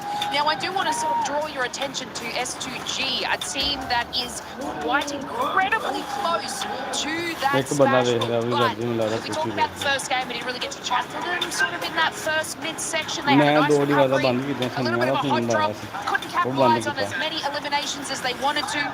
The roughest zone shift for them, they had like that kind of open terrain they could really move in. And then they passed. And then this game, again, it kind of like they're losing their team so incredibly early after eliminations. You saw Kamikaze there on the north side trying to sponge those points, but again, falling short. Look how incredibly close S2G are, 116. They should have done it earlier. Just 6 points away from being able to enter the smash zone. Aurora Gaming as well, currently 9 points away. And teams that we're going to be looking to be able to close that gap, especially when we saw the Arena get eliminated. Nungshin really not going for that many eliminations, playing it quietly. Thrives. I mean, Thrives wasn't really able to much. And with the win that we saw, Team Flash now moves into 7th place. Yeah, really good push up here. Team Flash 7th position overall. That's going to be an extra bit of money in their back pocket. But the thing is, they're looking very scary. Look at the top 3. 3 chicken dinners, 2 chicken dinners, 3 chicken dinners. While the other teams below all have 0, like 4 fries, or singular chicken dinner. So that is really making it scary that the tournament could really end up at any point today. Well, the big thing as well for me is that Aurora Gaming, Nigma Galaxy, and Arena all finished up that match with 0 points on the board, right? Nothing for game 2. S2G is moving up, as you said, Blaze. You've got 4 tries. Well, also they got 0 points, so they don't count. But Team Flash, all of these teams, they are really making a push forward, while those top teams, except for Nungshin, they're it's getting very close for the rest of those teams. Yeah, and in this first page of the overall, there is one big outlier, especially when we're looking at the wins here. And it's none other than 4 Thrives. 4 Thrives, the only team in this first page that doesn't have a win. The reason why I'm bringing this up is because, yes, 4 Thrives, if you're are able to have a good performance in the next match, at one point, we need to start seeing those win if they want to be able to win via Smash Roll. I mean, even if we bring it back to sort of the group stages, they were sort of unable to get those chicken dinners. Of course, they can capitalise on eliminations, but they weren't really one of those teams that would close out the win. We're sort of seeing this trend now. And of course, they want to sort of get those elims and sponge those points to hit that Smash Roll threshold. But in then, it's still, if you calculate statistically, it's still their win rate is not really nice. Yeah, No big politely. time. But you know what? I'm going to pivot the conversation. I want to bring it back to Nongshim Red Force. Yes, let's discuss. I wanted to take a bit of time here because that was an absolutely insane throw. There are three options. Or you third party to the western side on the mountain next to Lumberyard, or you directly crash into Al Ula, which is what I think would have Flash, which I wouldn't recommend, and they ended up doing. There was options to go, but that was like out of the three Nitra, one that was not going to give them the win. And you know what? It's showcased by Al Ula taking second place from the exact position that Nongshim, go that way, go that way. Al Ula end up going that way, get that second place, and I think if it had been Nongshim, the momentum that they had off, they would have won there. It is genuinely not even game throwing. It's end up going that way, get that second place, and I think if it had been Nongshim, the kind of momentum that they had off the play, they would have won there. It is genuinely not even game throwing, it's almost championship throwing in game 2, right? Because they could have won it, they could have ended it done and dusted, and they just didn't. They went for a very different play. Yeah, and especially because of that rotation. If you push Al Ula, let's say, only Al Ula is going to fight you, right? Especially team versus team. Literally. That wide you can rotate, Aurora's looking your way, Team Flash is looking your way, Al Ula's also looking your way. You're just making it harder for yourself. And Nongshim Red Force have some of the best rotations sometimes, and then they pull stuff like that. I'm very confused. They're a very confusing team. Entertaining to watch, but confusing. I also want to sort of point out, this is just kind of across battle royales in general, sometimes you only have that one opportunity, and when you miss it, it is now 10 times harder to get back to that same position. You do not get these chances often, and like you said, Nevtro, they didn't make that space, they didn't make that play well, so it will be a little bit more challenging now. And with Nongshim Red Force, especially in that performance, right? I fully agree with you guys. They decided to go the completely wrong way, being within nade range of Aurora as well, even though they ended up out-surviving Aurora. One thing though for this is that when we've seen it in the past, you were kind of telling me this to Neptune, especially a PMM. Once they hit the smash zone, this team is so scary because they know exactly what they're which is just the win, right? Yes, they can get some points. And we kind of saw this here being super passive, the team just waiting for the right time. And I think maybe that's what could have hurt them there. They was just looking for something passive. They weren't looking for an actual fight, and that's why they decided to go with that rotation. You know what? I 100% agree with you there, Seven, because, yeah, they are so scary. They are so patient. We saw that them lining up on Mill to Power there, lining up on that wall, going, okay, what's the next play? They didn't look scared. They weren't going too quickly. They were just being very patient. They were sitting and going, okay, what are we going to be doing next? And then they make the most harebrained, like, under pressure play, it felt like, right? Another team I would have expected that from. Not from Nongshim, not with the presence of mind they seem to have while in the smash point. They are not a team that falls under pressure, and it felt like they just did in that moment, so very, very odd. Next game, though, still that chance. No one's quite caught up to that smash zone, so really EA still the only competitor for them right now. Game 3, we can do this. I'm going to pivot the topic again. Sorry, I'm all over the place. There's so much to talk about right now, but I want to talk about actually the MVP race, which is actually, we could have a dog situation on our hands, which is we saw Eren being top damage dealer in a ton of elimination. And they're currently at the very bottom of the first page. We could have a situation where they're nowhere near winning the tournament, and a player on Ulf could actually become your PMWC 2026 MVP. Got to be careful there because he is in 4th position, but it's Yumin, it's Tizzy dominating here for Nongshim Red Force. It is, and Hora with that performance that we just saw there, Sleepy being able to put up the numbers. Aaron, you were talking about it as well, but we have a lot of fans here in the arena. We got 4 thrives, we got a bunch more over there from Godlike. Let's see what Barney's It's a 4 thrives the play. Ladies and gentlemen, we've said it time and time again that we नहीं बना wouldn't be बात here क्योंकि top if it 5 wasn't for the player fans. हो We've ने got so many around the हमारा arena, so कोई भी before नहीं we है dive into our third लेकिन map of the day, it is time to check in 6वें with them. 7वें नंबर And पर so, मैच भी कोई नहीं Furia, खेलता Godlike, make some noise! Killer Morris, who have got with you, buddy? हाँ पूरी मुंडे जी अरे बात चौबीस घंटे गेम खेलने में बड़ा हाथ साथ तुम मोबाइल तो खेलना नहीं हैवी मोबाइल एंड्रॉयड होंगे ने कई एंड्रॉयड होंगे ने रेड मैजिक दे तो कई वो एंड्रॉयड तो खेल देंगे कई वो तो खेल देंगे एप्पल तो लेकिन मैनू जिस तक लगता है ना जोड़ा ना एप्पल सब तो बेस्ट आज ये तो मैं खेलना ये तो भी अच्छा है गेम खेली जाए तो अंडर लेवल मैं तो फिर एंड्रॉयड है ना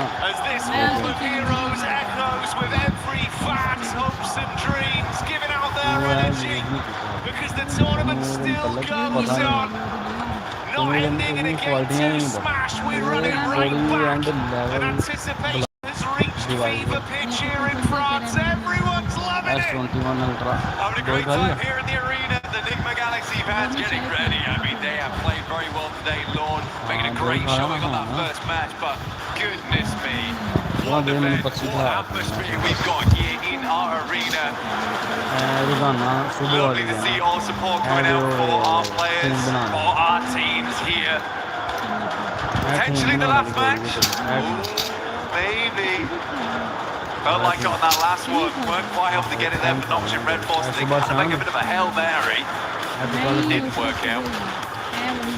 We do have our third match coming up. Aragorn. Nice and steady here to get yourself a chicken dinner on. Noxian might be waiting for later on in the day though. Hitting another big Miramar, but will someone beat them to the punch?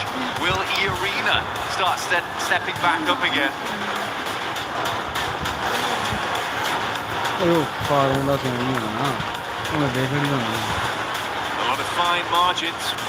And a room that's getting rowdier and rowdier each game that goes by. We'll focus on the here and now, the present that is the fact. We've been presented with a third game here live from EWC. EMC has not stopped delivering, and I don't doubt this game will be anything different. We're back on Erangel, play path established. Last match, a little bit difficult, honestly. I don't blame a lot of our teams for struggling there. Very, very southern play path to start things. Awkward drop spots, awkward rotates, quick switch out towards the eastern side. Not an easy game to confirm a chicken dinner on. This time around, really, really gentle playing path straight across the center. No one's complaining. Everyone's had a lovely spread across the entirety of the map, so a lot of room to rotate, Jackie, but where's the circle? Well, if history's anything to go by with some of the circles we've had here in this event, it might be something a little bit spicy for this one.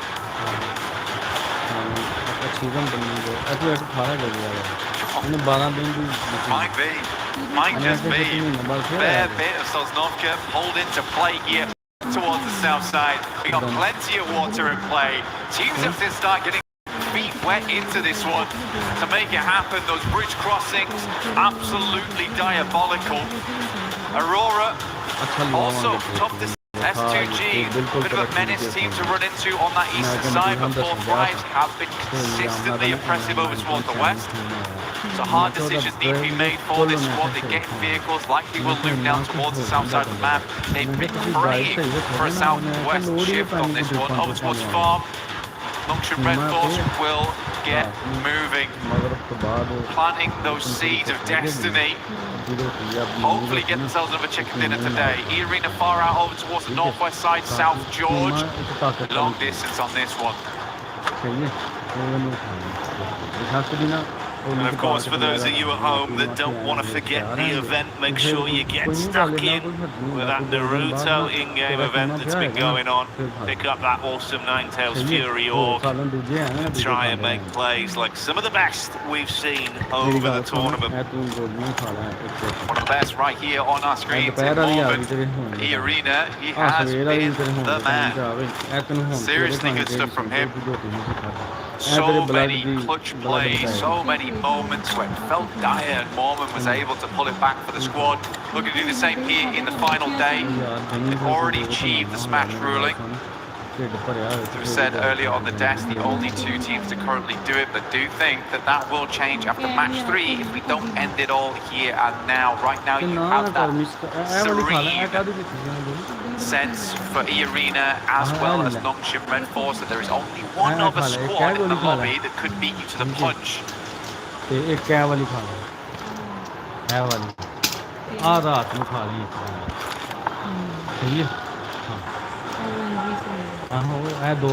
I do think, mate, with our S2G looked, if you could come alive here, get a bit of a big boost off this game, they've still got a chance to be a dark horse, to be able to upset in this lobby.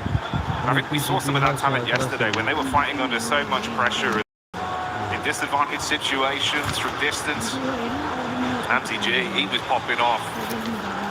There's a lot they can do, bro. You know, we touched on Kamikaze an awful lot over the event, but I think it's that duo that brings so much firepower. We'll see what they got this time. Hamzy as well as Kamikaze looking great. And for S2G, they're a team that's put up quite a lot of chicken dinners so far, actually. I think they're currently on 3. Looking to break that record, though I think it will be difficult to do that, since get up towards 5. By the time they get to 5, they should have also just put that's a smash. So possibilities of broken records ruined by the format for them. But I do think they would be happy with the win regardless. Yeah, I don't think it'll bother them too much, right? Yeah, so for S2G, certainly a possibility here. Only 6 points on this game that's needed for them. For Aurora, we are looking towards 9.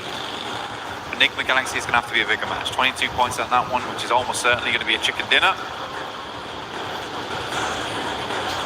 Yeah, a lot of teams looking to breach that smash ruling as we come into match 3, which is where it always gets stressful.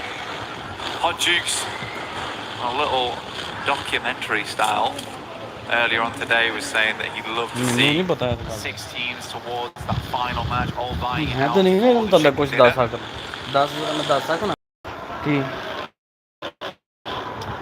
I felt like a lot of times international match, no matter what, and even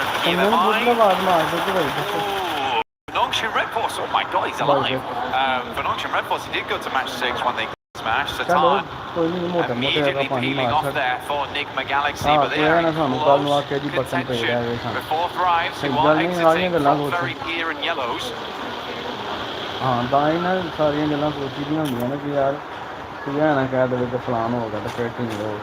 Four Thrives, they've been loving these fights versus Enigma the entire event. Always able to catch them on their egress. I was just as surprised as you were, he actually got out from that one. But Lord, not lucky enough to bypass either. That back and forth conversation between those two teams continues even this far into the event. Emre running down Lord to get that confirmation off. Yeah, now that idea of getting the chicken dinner and getting into smash ruling feels a little further away. Four Thrives will aggress over towards Ida. Should hit them up towards the 100 now, so they've also hit the century on this game. Getting ever closer to that count. Nongshim Red Force was able to make a fairly good rotation towards the central position. They like to play around this area. They are cut in with S2G though. Slightly scary spot to be working with. Very central. Still only here in zone 1. Anything can happen as long as they're set up. Position to move from should be okay. Ulf finds S-Power. There is a clap back from Admino, who immediately will flush out Scarface. So full-on engagement here between Ulf as well as Godlike. Already big shots being connected, and it's wiped up so quickly. Ulf withstand the pressure. They do lose one player, but they can get Eren back up, and that's a key piece of the puzzle for keep him in play, reset with the meds, and grab the extra loot. For Eren, what a run it's been for him during this tournament. Max was him on the desk of how much he was able to really prove himself here at this event, despite having awkward moments, honestly. Still remember his crash into gas station, which went terribly wrong, but even then he is putting up numbers. OG do take a knock there to Tiamba, who have been sadly very quiet after day 1. The majority of the points earned there, if they were able to replicate anything like that day 1 and day 2 or day 3, they would have won this tournament by a mile. Sadly, that's just not the case. Trying to get back into the mix of it now, though. It's Milu. So let's look for these nades.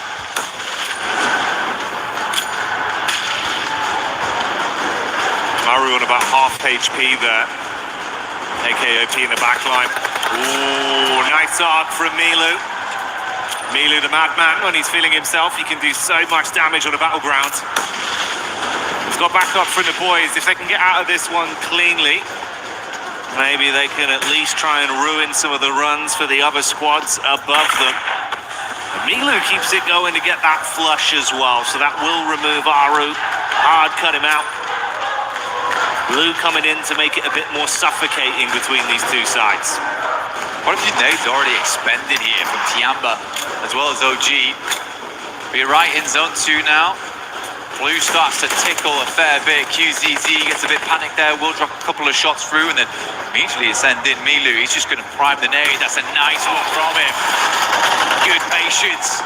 Lets it go through. Is he going to pick this onto AKOP? It's me. Does not care in the slightest. Friendly fire. Denies the point. Oh, yeah. And they're going to bounce around, make sure they clean up on that one. Trying to snatch away some of the earnings from it. Good to see Tiamba, though, getting a bit of fanfare back from the crowd and big plays from Milu. I think he was sat on about 11 elims off the back of 3 games back on day 1 as well, mate. He's a killer, that's for sure. Tiamba lucky to have him. Great to see him back on the team again. Some subs came through yesterday, Shallow in, Milu out, but looks like he is ready to play today. Gameplay looks clean. For Noxian Red Force, hard rotate up towards that north side. We've got Dip in play, but not fully. At least we did confirm away from the south side. A lot of the water got put out immediately. A hard shift over towards the northwest, and an easy rotate now for Tiamba to actually get in. There's Catch popping up in the elim feed. Couple shots over towards the Furia squad. Furia that have been a little bit more shaky today in some of the battles we've seen. Hasn't been as cutthroat. We'll see if that one results in a bit of a flush. Seems like they have grabbed Igor's back up for now, so he'll live on. Nomshin just ahead of the Aurora crew that have made their rotation over the bridge, left of Novka. Oh, are they going in for this aggro? Aurora might be looking just to swing on the coastal side, deny as much sidelines as possible. Top though, playing as anchor, backstop here, taking some good shots. There is another play here alongside it with Doc. Hamzy G at distance, also watching, so this is a dangerous rotate here for Aurora, because even if they get down towards the beachhead, S2G might have a sightline with Hamzy, and we know just how good Hamzy is at distance. An eagle eye on him. Nades go through, but so easy, brushes them off. Dirt off the shoulder for so easy. Can't keep this man down right now.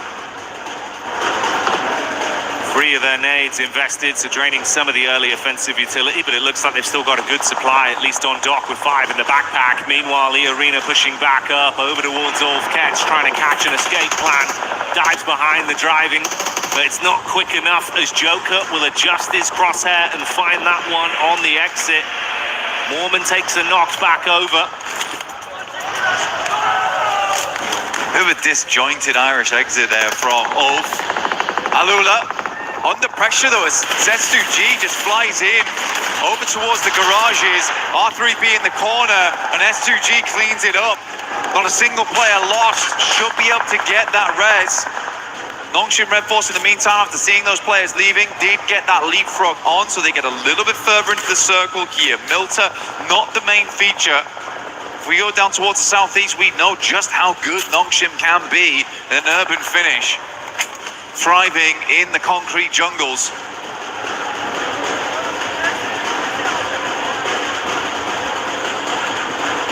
So no overcommit. Like you touched on, Aurora just controlling some of the rotation paths with the coast firmly under their foot.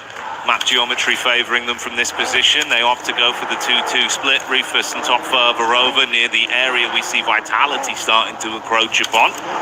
Whilst Joel and Doc, two players with very heavy hands, if you do want to challenge them in a raw duel, play off each other. It's actually a possibility right now with S2G leaving. I don't know if Aurora is able to spot that. I certainly don't see Hamzy G continuing to peak the angle, but now they have free capability to actually make an eastern ramp if they want. Right now they're holding two fairly decent locations in terms of vision onto the map, but they are right on the edge, so eventually they'll have to move. I think likely what's going to happen is they'll wait for Zone 4, make a decision from there how they want to rotate in, but there's a lot of free space over towards the eastern side, and already Doc is going to scout it. Yeah, that's exactly what I thought was going to happen. Get a little bit further up, realize that actually this space is kind of open at the moment for us to get a little bit more of an eye in towards the circle. That's the kind of premium real estate that man like Doc's going to instantly sniff out and be confident enough to rep himself to take control of. We'll see how this pans out long term for Aurora. Next circle though. Define a lot of how this works, and we are down towards Milta. Nongshim might be thinking about making a move right now, and they're instantaneous. This is way better than last game. Last game felt late on those rotates. It felt like they were still making decisions. This time they are much quicker with it. Out to the outside edge, not confirmed towards Milta yet. Still giving them the capability to move out towards the field should this move towards the west, but now they're going to have a swivel on towards all the teams around them. Aurora recalling Rufus back towards the squad as teams start to surge towards Milta. Timing on this is going to be so dangerously tight though. They all caught vision on one another. Ida have already entered close. Three-man split, Solo's playing in a line there for Aurora with the wrap in late. Rufus, seeing the backline of Vitality, knows he's got to go down towards the coast and then assist the team. Tiamba getting shots off as well. That's off. Oh, you're going to be eating shrapnel on this one. Wide arc down towards the roadside. Solus and Eren here by the toll gates. It's always an awkward spot, very nadeable. A couple of positions you can play around inside the toll booth itself to try and dodge those close quarters ordnance. Oh my god, there's mollies everywhere. Eren can barely move. He has to find an opening with this nade, but for Ulf it's looking like it's more and more over. XCY goes down to a nade from Rufus. Doesn't push it though. Should be resible. That's two players knocked as well. We saw Vitality getting the first domino falling onto Nongshim, then the assist coming in from Aurora. The Nongshim Smash squad might have come unstuck early. It's far. It's so hard. He kind of needs to get over the top and try and pick him up, but when the vehicle's currently slammed, it's really difficult to do. Just about holds the res. He was so low. Tizzy perched himself on the rubble of the wall. Oh, that was close, Jackie. I think we just saw Federales get a single tap onto Humbin as well. He was looking for the drop with the smoke, wanted to try and get down there and assist, took a single bullet, had to hit the deck again. Thankfully, smoke's out, limited cover as well with the walls, so the geometry playing in their favor. You can go for another res. They might be able to recover it cleanly. I think that they won't be recovering though. It's all this utility that they just spent getting those players back up again. How many smoke launchers do they still have left? Vexy finds Tizzy again. Nongshim under mad pressure at the moment between two separate squads, both looking towards them. Just have to hold on for the time being. Stop peeking, honestly, but I feel like they realize they need to keep these teams on the outside at bay. Irina, though, down in the blink of an eye versus Tiamba. Another team on Smash ruling out, and Tiamba survives as for just. Eagle inside. As always, the lurker looking to play medic for the rest of the squad here. He might be the eagle, but there is vultures swarming the skies around him. Other teams realizing there's been a lot of damage done here. It's a risky pickup with the position he's in. Luckily, he's got some cover from the vehicles to try and save his mates. That's Aura, though. With Jiggle getting one of them confirmed off the back of the damage that was done, so they do go down to at best a three-man squad post this pickup. lot of teams need to move. A lot of teams that actually fully confirmed though towards Milter now feeling a little bad about this one, which is exactly why you see Aurora playing on this edge down towards the south side and Nongshim not fully moving in. So 4 Thrives, they've got to extricate themselves. Flash have also got to pull themselves out of this one. S2G a little bit safer where they play around the warehouses and they can move up over towards that top side move, playing over towards Toll Booth later. But it's Aura right now who actually own the majority of the space on the northern edge. 4 Thrives opening up over towards Aurora as they move. That backline in is good to at least take some of the heat off. Force attention turned back onto 4 Thrives from Aurora. Vitality have just been really running interference from this angle as well. If there's a peek up from Hyunbin, they're harassing with shots. If they can get LOS back over onto the coast of Aurora, it's punishing as well. The Nongshim Red Force, they know the shots came from Vitality earlier, so this is sort of the team they need to deal with first. The one thing I really worry about for Nongshim, though, is how exposed the vehicles have been this entire time. You got to imagine that wheels are blown out, if not vehicles fully exploded. They do have to move further in towards the circle, likely will be on foot, unless they can find some kind of vehicle in the near future. Vitality's going to go for a man rotate over towards the northwest side. They hear the fighting, they notice that Nick Galaxy's down. This is a good opportunity to go for. Vexy helping from the back lines. Really like this push from Vitality. Ralph's on an island. Last man left alive and not breathing for much longer as Razak will find that adjustment back onto Nicholas as they go down. Vexy's been good as well at providing some overwatch for this squad. Showing up when they needed him. Fury are on the move close by, shots from overside, so a lot of information garnered towards them. They advance further. Silence and Co pushing up with the vehicle is going to peek over the top of the rocks. There's Tiamba in the distance, nades being thrown onto Vitality, a backline potential. Igor goes in, big sprays, assisted by Silence. 4 Thrives taking some damage as well, the pepper back onto them. Fury's going to move in on this, like you say. Igor's already on that front line. The rest of the team all stood alongside him now. And Vitality find themselves in a very horrendous position. Nades from Tiamba going a little bit wide here, trying to angle these through the smoke. That one should be on target. Easy cleanup. Tiamba grabbed themselves 10, 11 eliminations on this match so far. Much more reminiscent of the past, and Milu's already on 4. Furia playing with that confidence and aggression we know they've got as 4 Thrives buckle under the pressure. Furia shutting them down in the close range combat. And Nongshim, after turtling for so long, finally knowing Vitality had been taken out of the picture, they can make the move. Just wrapping around to where Aurora were. This is interesting, trying to get rid of Aurora actually. Only one player here in Reefer, potentially noticed that. There's actually a massive amount of space on this western side that they could clear. Tiamba's a 3-man, Furia's down to 2. Circle moves up that way, leaving Tiamba with one of the few remaining positions, and we are on Toll Booth. Oh my god, what a circle to end on. Ooh, deep nades. Reefer's casting that one out. Back nades as he advances to try and create a little bit of space between the teams. Distant shots coming in from Tiamba. He's got to hit the deck, but that's not the only squad you got to worry about. Lost from S2G, gets a sight line, and goodbye Reefus.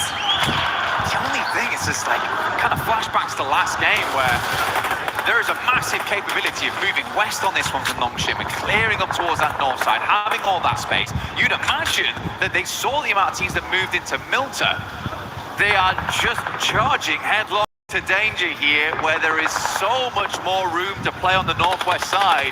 Guys, you don't need elims, you need a chicken. And they might get barbecued if they take too much time on this one. Joel was cooking the molly. I see why so paranoid about the peak from the top side with Tiamba. And with Furia not needing to force the issue amongst them, they've got a crystal clear line of sight down onto the rotate path for Nongshim. It's so uncomfortable. Come back, lads. Just come back off this angle. We don't need to play it anymore. You can wrap back over towards. So easy.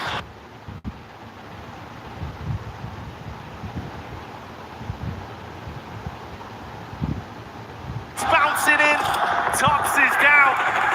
And Kamikaze scanning to see what more points they can. Aura actually, Jackie.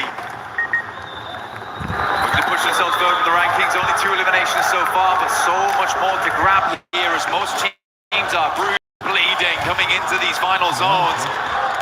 Tiamba also having a good time. Nade's going over the top here from Nongshim Red Force. On top of Toll Booth now. That's okay for XZY getting the tags off. They've been under constant pressure the entire time. It's not clean. It's awkward. Not even a helmet on so easy here anymore. Mate, you're playing with a bare minimum. Concessions had to be made.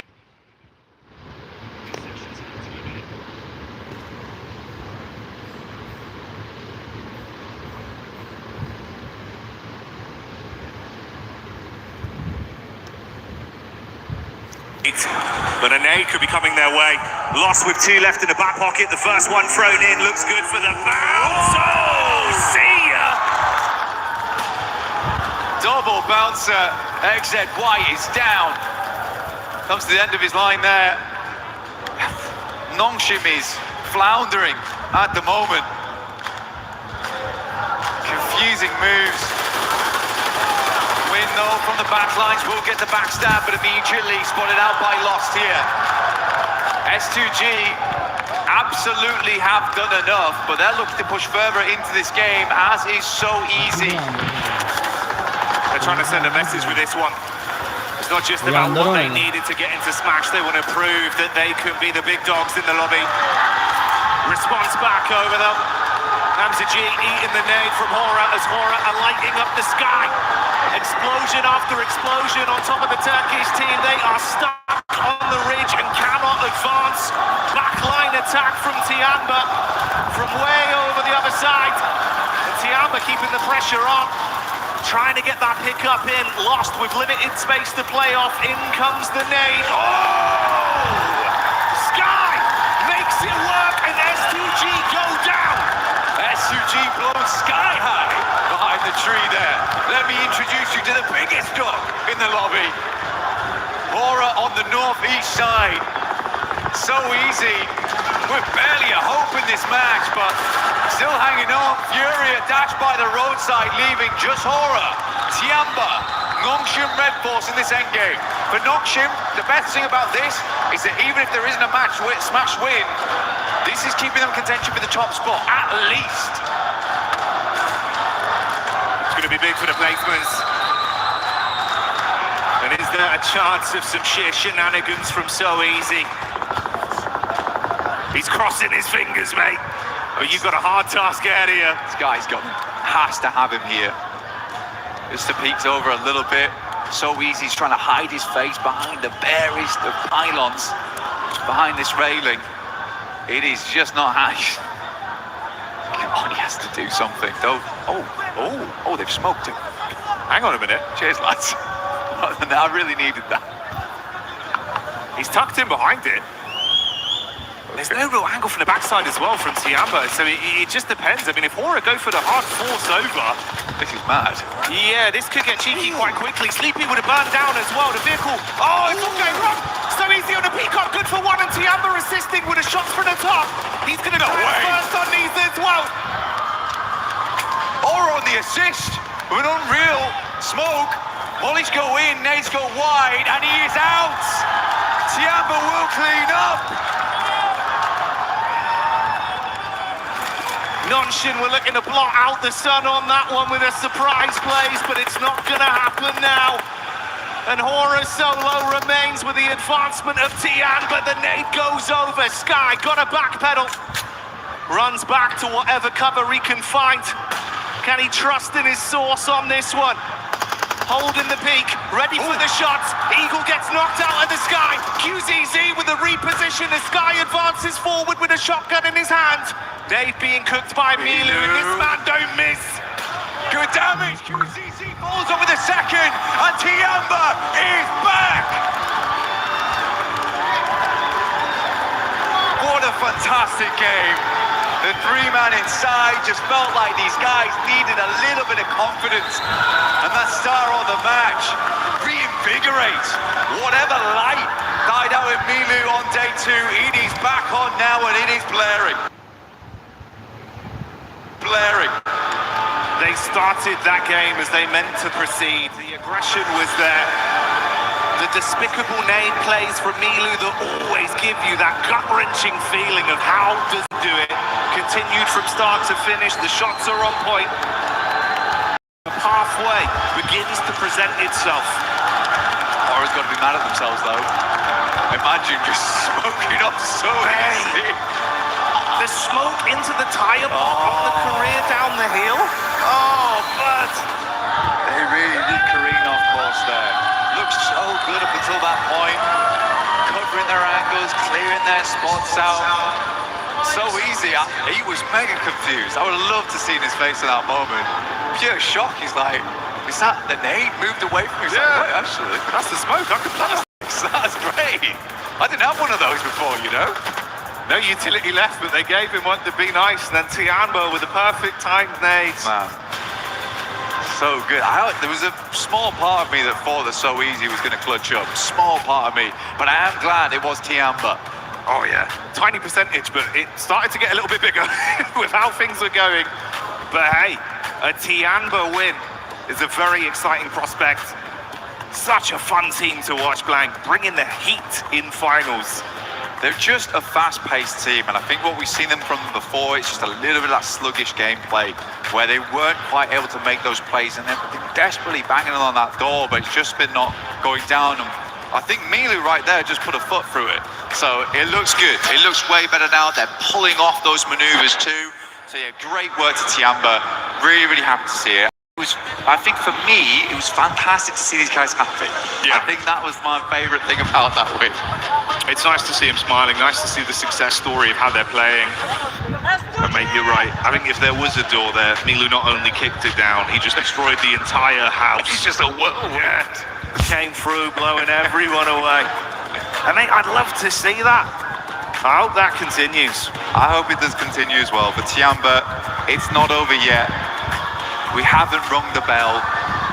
They might have been uppercutted, but they have got back up again. The count did not finish. It's scary, though. Going into these final matches, we've got 3 teams at match point right now. It's S2G, E-Arena, as well as Nongshim. Nongshim's been making some crazy decisions. E-Arena, sadly, on the other hand, have just not been able to eke out those performances so far. It's felt a little bit timid from that team. S2G, though, I think this is a worrisome squad to have in that top 3 because they could just light it up at any moment now. Unless the pressure gets to it, which it seems to be the case for quite a few of our teams. Well, yeah, that's kind of the contrast we're painting there for E-Arena, right? Where it feels like you had some flash in the pan moments, but now it's come to, you just got to follow through. It's not happening, whereas S2G, we know they can strive for greatness. It feels like championship mentality is going hand in hand with their aggression, the way they're approaching these lobbies. All it takes, one big game. Could be a championship right there, but stay tuned for that. We'll find out. The narrative continues. Do not go anywhere.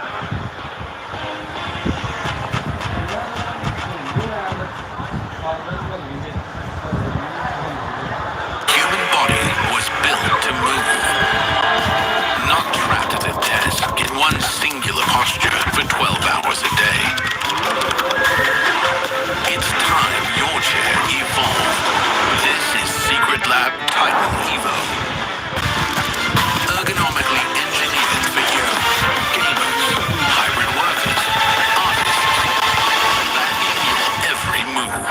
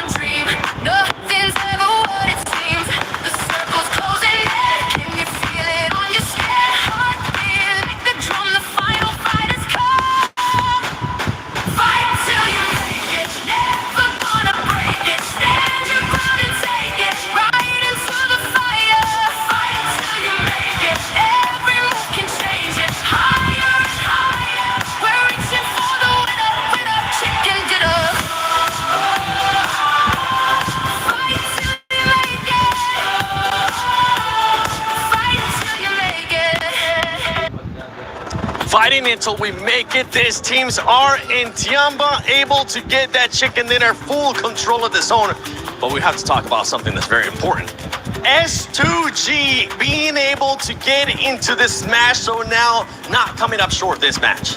I mean, I just sort of want to touch on that. From their compound, they actually probably had the better position out of the squad, sort of moving that rotate in. But I mean, we got to talk about like their push on our Ula. I'm sure Max is going to cover this nicely a little bit later. But yes, just the, I guess, raw power that they had from start to finish from that game, they were finally able to get over that threshold. Do I believe they should have done it in the first two games? A little bit, but that's okay. They've done it now, and obviously this is one of the teams that can take a victory. They definitely can take a victory. This is a team that has already gotten 3 wins in Erangel in the finals when we're talking about S2G. If we're looking at some of the other teams looking to get to that smash zone, it's none other than Aurora. I actually thought Aurora was going to be able to make it already. They're struggling a bit today, Max. Yeah, a bit of a weird hold onto Nongshim Red Force in particular, looking kind of weird. But by the way, I want to bring it back to S2G. They not only make it into the smash zone, they've got a 9-point lead on top of E-Arena, which if we do not get a smash, is going back to the OG rules, which is the most amount of points becomes the champion. So right now, S2G are loving it, but so are Tiamba, shattering dreams in this game, eliminating E-Arena, eliminating the final player here at the very end for Nongshim Red Force, man. They are the reason why the tournament has not yet ended. Aura Esports back-to-back great games here out of them. And for 4th Drives Neptura, this team, after that rondo that we saw, they're starting to struggle. They ended up the first Erangel with a big old donut, and in this one, at least they secure 4 points. I mean, at least they do. I did see that they had a really fantastic rotation around from just massive wraparounds into Milta and then out of it. But yeah, 4 points is all they're going to get for that fantastic nades from Aura. Oh my goodness me. You were talking about it, right, Max? Sky is fantastic with the nades today. Really, really on point. And Tiamba, I mean, honestly, the word that I would use for both Tiamba and Hora, they're feeling very intense. You don't want to go up against them. Look at those sprays. Long range, through the smokes. There's no escaping this team. What are those sprays from QZ? Oh my god! That was crazy stuff going out from him. I mean, he was just lasering everyone through the smokes. Incredible stuff. But at the end, Hora, another solid finish. Right, yes. Sure, maybe not chicken dinner, but it's a strong back-to-back, but so easy. In that smoke, actually, that was a smoke right from Hora. I thought maybe if he stays hidden, get third party it, but at the end, Tiamba put the nail in the coffin. That's something that I was actually hoping that So Easy was gonna do.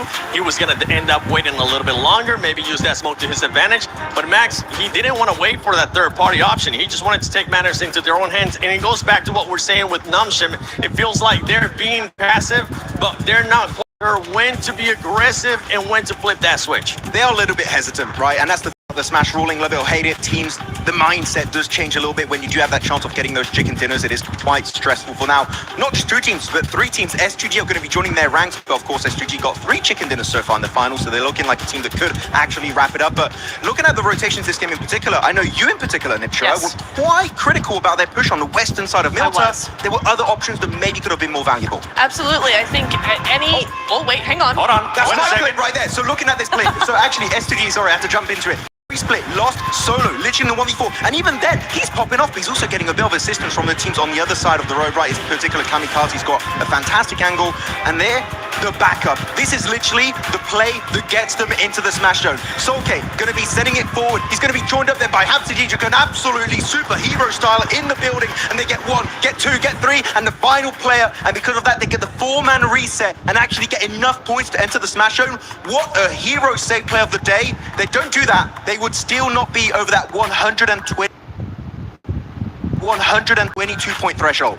It's insane. I think I missed that play. Thank you for that replay, because oh my goodness me. So HamCG is just like crashing the wall. We are not going out. They just send it. Absolutely send it. And that's what we want to see out of some teams.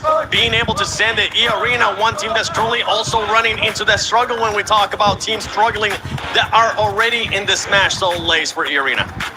That was Tiamba's fault. I don't know.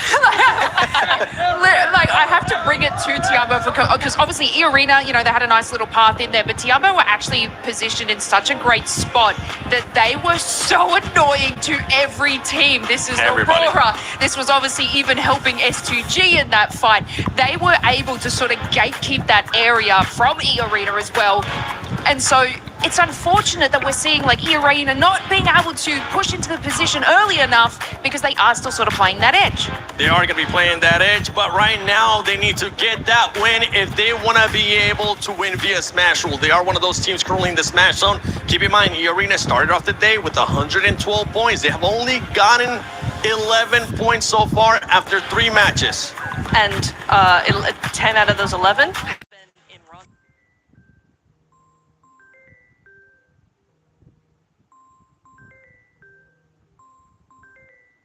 Rondo. Because remember, they hit 122. That's where they were. In the last 2 games, they've gotten 1 point. What is happening to E-Arena? You're looking so strong. Yeah, transitioning to some of the other teams, right? I'm going to be looking at 4 Thrives Esports. This is a team, Max, that we thought was going to continue on that momentum. Remember, this is a team that usually is able to carry on momentum. They're still hesitant. They're still showing those things that we've been critiquing this whole PMWC at EWC 26, which is hesitance at times. I was hoping they were not going to doubt themselves because they're not in the Smash Zone, unlike what we saw in PMGO Season 1, where they were actually very stressed and almost were able to close a 50-point gap over the course of those 6 matches. But no 4 Thrives, a bit shaken here. And actually, in one play that you highlighted is that 3-1 split, right? You had Huzaifa on his own, 3 players in the city. That was a bit of a head-scratcher, right? Yeah. He was by himself. Huzaifa was by himself. I could see maybe what they're trying to do is hedge their bets, but he was in such a difficult position, and it's a shame that he actually... when they actually wrapped around outside of the town as well to go back, Huzaifa ended up being taken out early, so that's a shame. As I'm looking at the teams here, all the way up to 11th place, 92 points. These teams are getting closer and closer. They're kind of giving a bit of an advantage there, since some of the teams towards the top are choking a little bit, are not being able to get that many points. For those teams on the second page, what that's going to be costing Neptura and Lays and Maxman is just going to be costing for all those teams to just get closer and closer. There's a lot of money at stake right now when we end up talking about some of these squads. Let's see. Well, we have some of the comments on social media as well. 1 chicken for 4T, and then you see what's domination is. Yeah, but right now we're not seeing the domination. We want to see that domination from 4 Thrives, right? Yeah! Let's see if they'll be able to deliver for their fans here at the arena. But for some of the other teams, right, we're now talking about, let's go back to Hora, because Hora is stopping a lot of those teams towards the top from getting those points.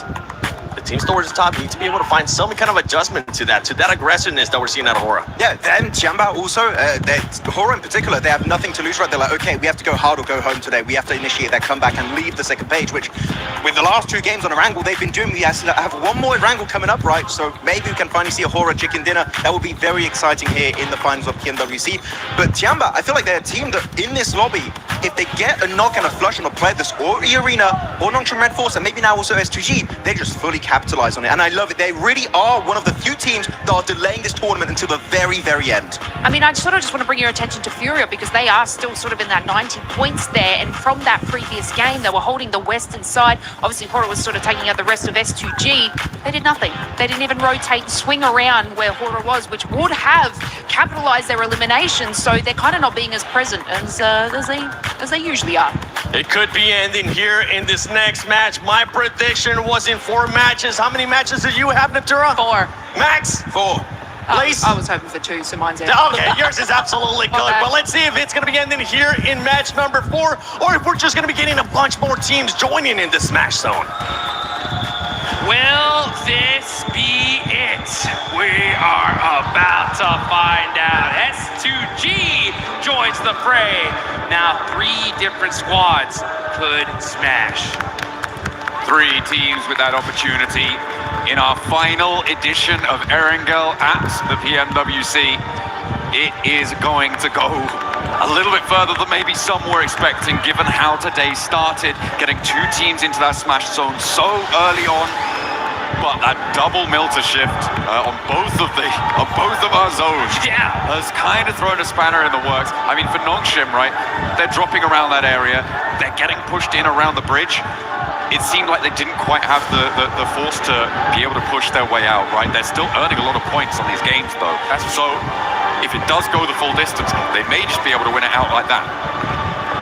That's what you got to do at the end of the day. Is you got to try to win this whole thing in as many different ways as possible, and that is going to be, you're going to smash, or you're going to end up with the most points on the leaderboards at the end of the day. And Nongshim Red Force with that double Milta Circle, like you mentioned, is just putting in the work.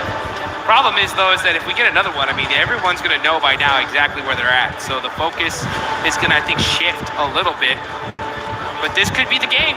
A crazy Erangel Circle to finish out the PMWC here at EWC live in Paris. You can see these players cracking their knuckles, getting ready to drop in one last time. On Erangel, that will be the final bill. 3 teams, as you say before. Out of those 3, I feel like for my money, given today's games, I'm favoring either S2G or Nongshim Red Force. I feel like for me, E-Arena today has been solid, consistent, but not a game-winning team. And I need to see a little bit more from them to be confident in their ability to fully confirm on that smash. But we've seen them do some crazy stuff, right? They have broken records on their road here, and now they're in with a chance to take that title, give Schweppes his 3rd performance at a global level to get a global stage title with those 2 PMWI trophies already behind him, looking for a 3rd time to take it home. Well, here comes the big one. We're here in Paris, folks. Let's make some noise as this is the last Erangel of the tournament. Could this be the final match? That's the question we're about to find out as we're looking now at the planes. These players are locked, loaded, ready to go. And we got one going right down the middle here in a nice diagonal coming from George all the way down to Novo.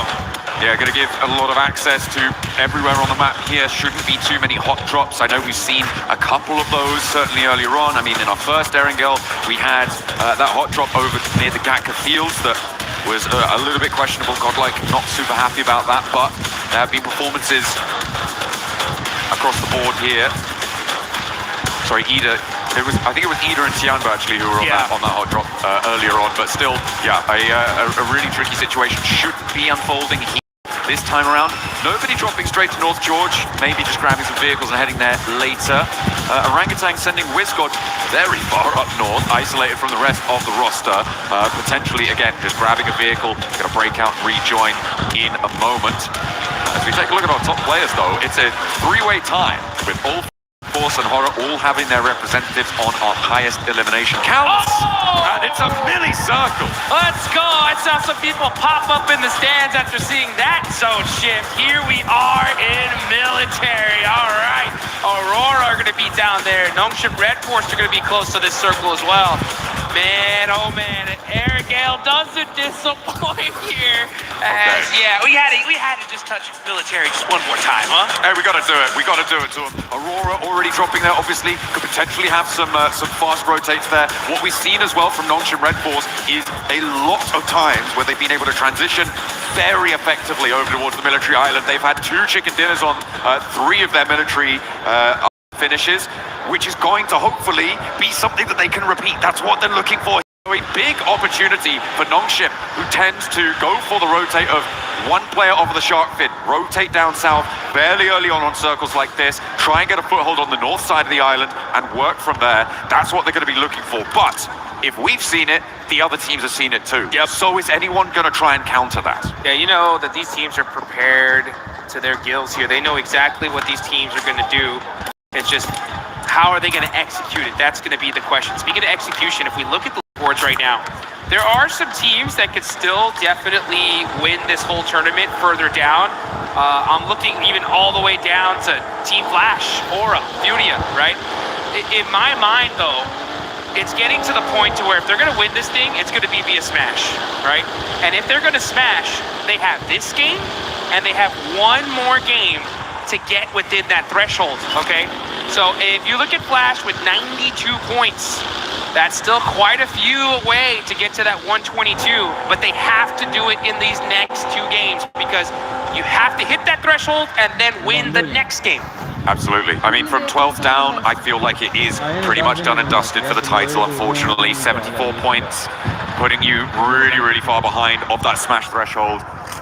unless everybody else in the entire lobby stops earning points, you just keep going on a points victory, maybe. But still, I'm not too sure about that one. So for 12 down, 48. Yeah, it's 48. I'm having a bad time thinking about their prospects moving on forwards, which is unfortunate. But there are opportunities for the rest of the lobby to keep that ball rolling. As you say, Flash really very much on an outside chance. I feel like anyone below 7th place is in that same boat, right? Having a really, really tough time, and even in 7th, 6th, and 5th to boot. It'll be really rough. It will necessitate a chicken dinner in this match. Yep. To go across. This is that Nongshim Red Force rotate. Here we go. To tune in with our teams in the smash zone. Nongshim Red Force now across to the military island. S2G went very, very quickly.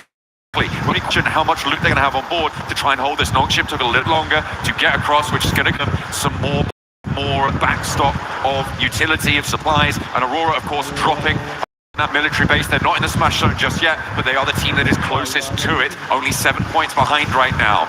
E-Arena, they're still in South George. It's very likely that they're going to take a long time to go for this rotate. Yeah, super unlucky on the side of E-Arena. They've had to do the longest rotations in Erangel all day today, and I think that's why we've seen them not have as much success as normal. But this is a perfect zone for Nongshim, right? They're going to have the north side of military all to themselves. They know this side of the map like the back of their hand. Enigma Galaxy, in the meantime, starting to mix into a little bit with Ida, a team they're super familiar with as they battled with them in Pachiki at the start here of the finals. I mean, it felt like, Ida were across the bridge a lot earlier than this. They just did not have a setup. No. So, Enigma Galaxy getting across pretty much for free on that location is a great result for the squad. They are, of course, 22 points behind that smash bubble, which they'll need to try and push past in the next, as you say, 2 matches. Yep. To break on in there. And now Ulf could potentially try and roll across the bridge, but they are going to roll into a much harder stopping block, I imagine, given that Ida have now kind of solidified out to the west side of that exit, and Enigma Galaxy hold the compound to the east side of the bridge.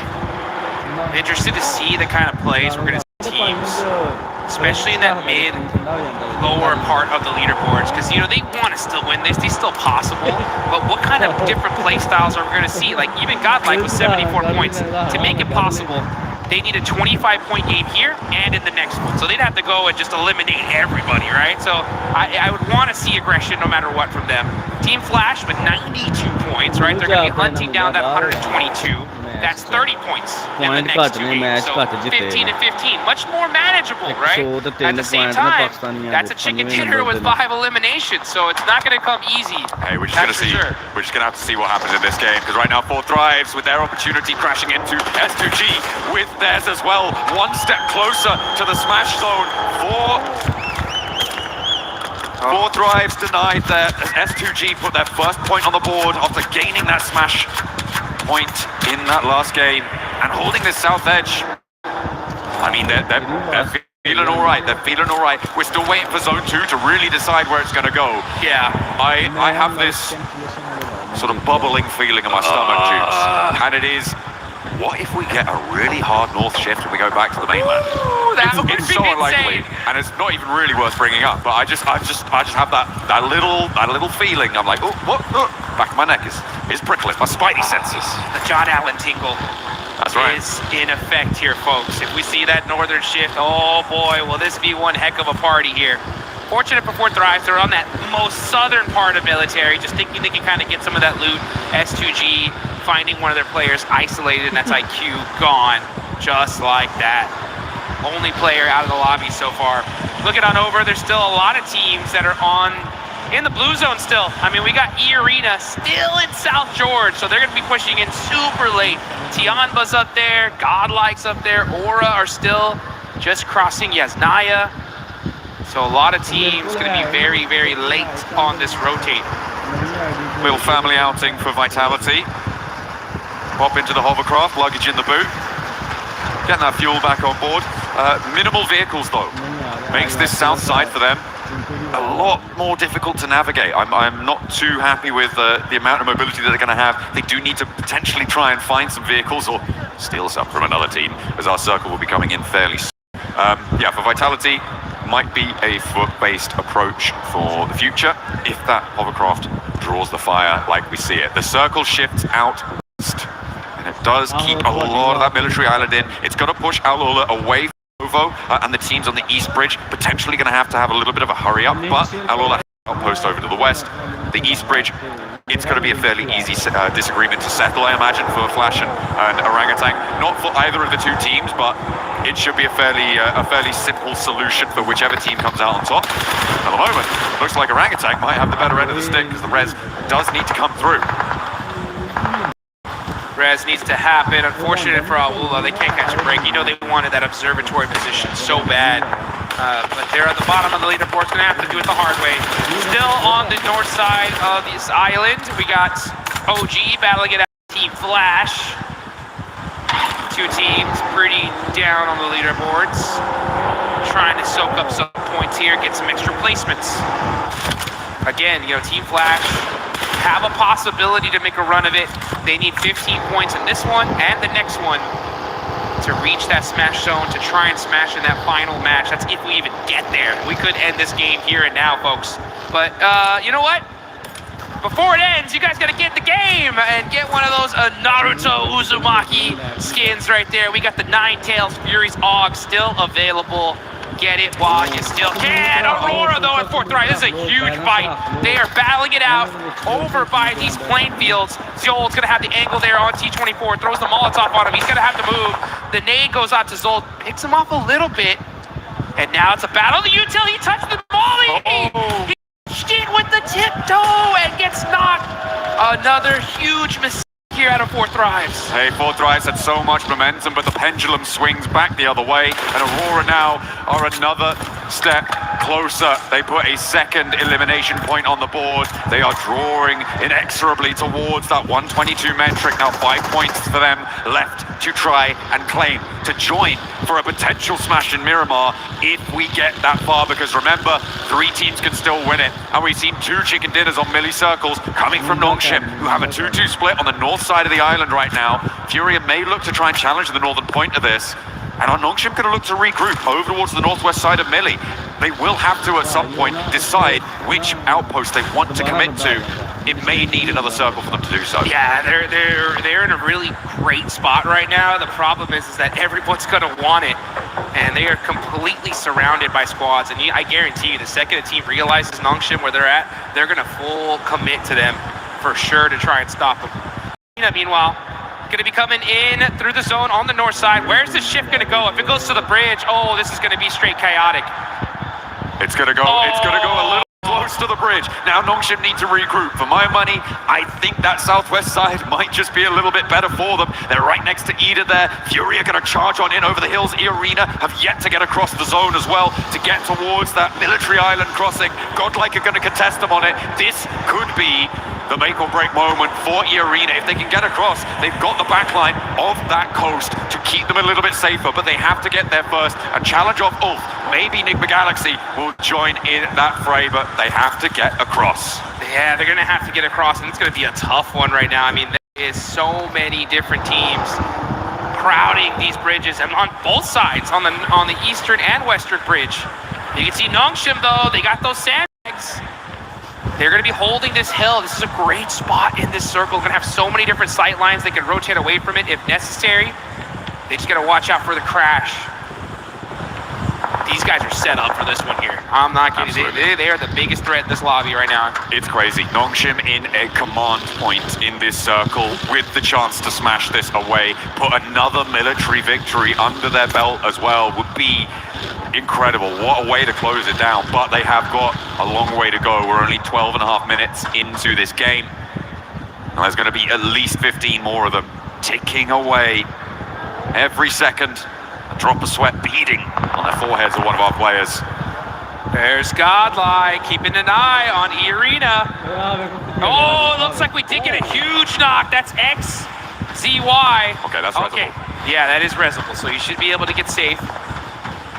Yeah, okay, so Nongshim gonna keep their player up here. Okay. Remember, they don't know who it is until it's flushed, so they still don't have a clue it's Nongshim just yet. We'll be able to get that healing done. Unlikely that there's any full crashes onto this Nongshim position, given the direction of crash would need to come from the north side at the moment. And Furia, Alula, generally not going to have the greatest of times getting across whilst each other are still there. Not to mention Nick the Galaxy pushing in from that north side as well. So I feel like for the next circle 2, maybe, Nongshim Red Force going to be very, very safe and secure in this position in a central spot. I'm also looking at S2G on the southwest side. No one really contesting them. Of course, you do still have Fulak from 4 thrives, the last player to stay alive, who could potentially find a backstop position, find an off angle, a cheeky little snake in the grass play. But for S2G on the southwest side, I think they have a good run up as well once everybody else crunches in. Yeah, there's so many teams here. I mean, S2G, Nongshim Red Force, they're going to have some big dominant positions that can win this game and end the tournament here and now. The question is how are they going to handle these fights? Do they take some of the fights early on like they normally would? Maybe not, because it's going to give away their position and a lot of attention is going to be laser focused on them. A southern shift happens. S2G have the high ground. Now, this is really important. Sure, S2G have that high ground. That's really good for them, but Nongshim's decisions in the next minute or 2 are going to be pretty make or break. The teams on the northeast side will have to figure out who's going to take a crack at it. I feel like Nongshim can kind of stay here for a little bit longer. Yeah, they have to be able to hold out as the crossing on the bridge starts to unfold. We've got 4 teams behind the queue, and actually Irina is sweeping in to try and play in behind this. They think, oh, surely the eastern bridge is going to be empty. Think again. Nope, there are a whole bunch of teams holding on this eastern bridge. Looks like a bunch of squads, and IGL's had the same idea. And this is stage 4. The blue zone is really going to start chunking up here. They cannot afford to be holding here for so long. And for Team Flash, this is their chance to disrupt E-Arena. A real big chance. E-Arena have stumbled at every block since that first match that saw them into the smash zone.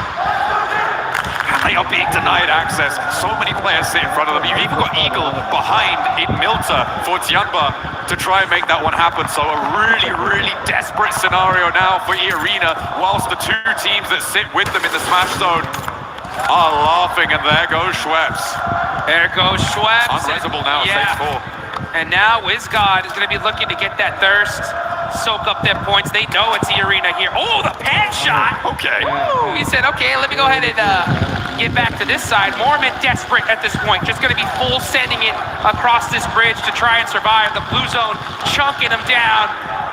And the crowd, you can hear them chanting. I can hear the S2G chants already. They know this looks really good, but can they finish it out? This east side concluding, and we didn't really catch it on camera, but Furia went up towards Nick the Galaxy to take that fight on the northern side. They were able to take a player down and not lose any themselves, but again, that leaves no challengers from the east towards that Nongshim high ground position in those sandbag spots. Everybody from the east side is going to be coming into this zone raggedy, run through, as the Arena do manage to get across the bridge, but at the cost of Schweppes. Yeah, at the cost of Schweppes and a whole bunch of utility as well. They're going to be going through almost all their meds here just to try and survive. And then they're going to have to get lucky into this circle. They're going to have to hope to catch a third party, something. If they do get that third party, though, and win that fight, this could be dangerous. Let's see how this works out, though, as now we're going to look at Furia getting mighty close to Team Flash. That name just a little bit too far from Bose. Fulak's still going. So taking shots over on the northwest side, over at Godlike. Don't think he's going to manage to push through with complete ease, but it's a good start. As the blue zone at his back, for Team Flash. Remember, they were the team that was holding out that east bridge. They alleviated that pressure, and now they might try and turn their attention to our tabletoppers, Nongshim Red Force, in their bunker spot. It is really dicey for everybody on this east side. They have to push past such a difficult, impregnable position. Hey, they found a spot though, right? E-Arena was able to find a little bit of space here and possibly some eliminations as WizGod is trying to drive by. He thought this was open. No, it's not. WizGod almost on fire, somehow still alive, and now getting taken out by Alula. All right, okay. Well, that was a crazy dash out of the open through the melee position. A team that we haven't talked about in a while is Aurora, who sit as a blocker to Alula. And remember, they are a team chasing towards that smash zone. And they find a spot on towards Mormon as well, and knock over to E-Arena, and they are now down another player by pick up that flush. So Aurora denied the point, which could be pretty crucial. do not make it into the smash zone here, but with Aurora in the buildings on the south side of this zone, as it pushes, by the way, away from Nongshim, Yeah. that could be devastating for Aurora if they don't make it all the way. Aurora looking dangerous, though. They're actually going to be fighting out with E-Arena. That's a big one, a big fight about to take off as they're waiting for this next circle. This is still stage 5, but military zones are just so dangerous. Aurora are going to have this beautiful compound for now, so they don't have to move. Right now, they're just keeping eyes on Alula, trying to get a few more eliminations. They know they're that close. Only 5 points away now from that smash zone. Yeah. Goodness me, I feel like the most important decision here is Nongshim's rotate. The question is when. What do you need to have in place before you go for it? And I feel like this is one of them. Clearing out the back, Team Flash, as soon as they roll out, they're going to get hounded down. So the ability to clear that out is brilliant. But then where do you go from there? Here we Maybe go. try and crash towards the arena. But we'll see what they can find in the fight with Flash as they roll up for a second rundown. So easy goes, but he's still got a little bit more bite behind him. And he snaps back. Flash do go down. And no knock sent, but here comes Nick Galaxy. They're straight into the fight. Oh, 1-2 goes down. There they go. What on earth was that? Nick Galaxy with the targeted, surgical, precision strike. Take down the table toppers. Nongshim denied. Out of here! Nick McGalaxy heard that fight. They knew who was on top of the hill, and they say, you know what? We want a piece of that, baby. And they got the whole thing. Nongshim Red Force are out. S2G E-Arena still alive. As Nick McGalaxy in just one fail swoop could have saved this tournament, and we could see another match. My goodness me, but S2G with that opportunity now on the southwest side of the circle. Have to get a little bit closer to it. They've still got the madman Palak to deal with, though, in the foothills of their position. And Lost is rolling up to it. There's a nade cooking, so have to be careful. Feel like they should know there's someone in the shack. They should know. The nades are flying. Godlike and launching forwards. Kamikaze will certainly know about it now. Godlike wants to challenge on this hillside, the southwest side, getting hotter and hotter. Oh, okay, it's the Lone Ranger. On horseback, charging into battle. Balak on the move. 1 horsepower, man. He's on the move. Can he survive? He hops. Jumps out for a little bit longer and survives. Hey, he's got that big iron on his hip. He's ready for the fight. Godlike trying to take a shot. You're going to have to do better than that. One more under the belt for Falak, but he goes down to a long-range third party, and the circle goes south too. Over to S2G. For Turkey, they have the shot. They have the inside track. It is about conversion now. And the whole lobby needs to understand who is the greatest threat in this lobby. It's S2G. They're alive. They have the high ground. They have the ammunition. They could end this tournament right here, right now.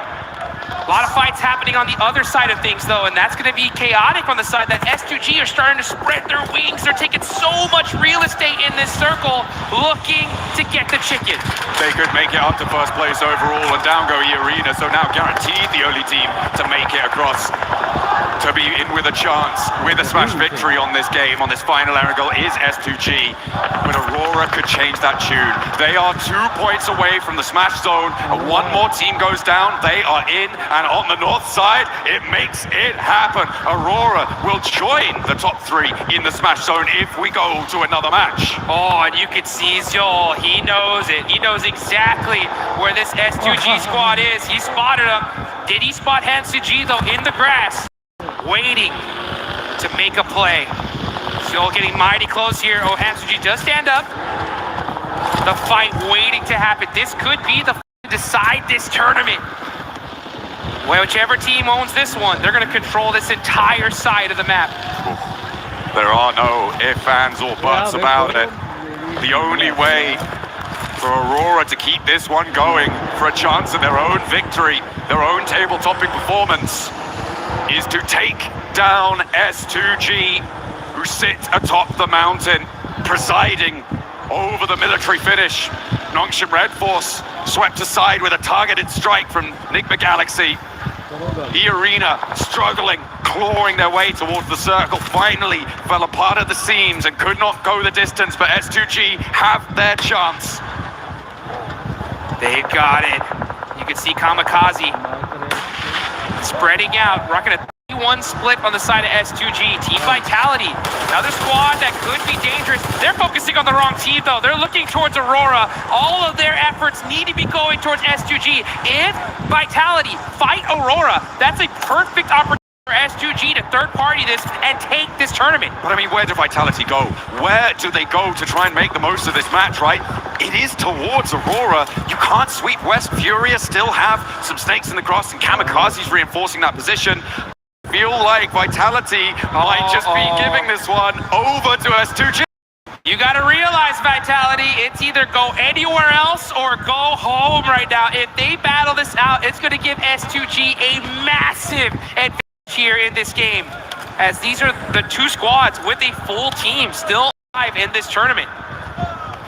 We need to put the aura in Aurora right now. They need to look big, play big, score big, get into the smash zone, because they are the only team really in the driving seat. The circle takes the backstop position out for S2G. Vitality are just gonna have to cross, but S2G might take shots at them as well. On this approach, up to the ridgeline, the fight is teetering. We are on the knife's edge. Here we go. You can hear the crowd chanting S2G because they know they have the high. They do lose that building though, so that backstop there by Soul Cake. Have to jump on down and look at this position. This is all about fight timing. If Aurora and Vitality battle each other out, S2G should have this one in the bag. And top is looking in Vitality's direction. Okay.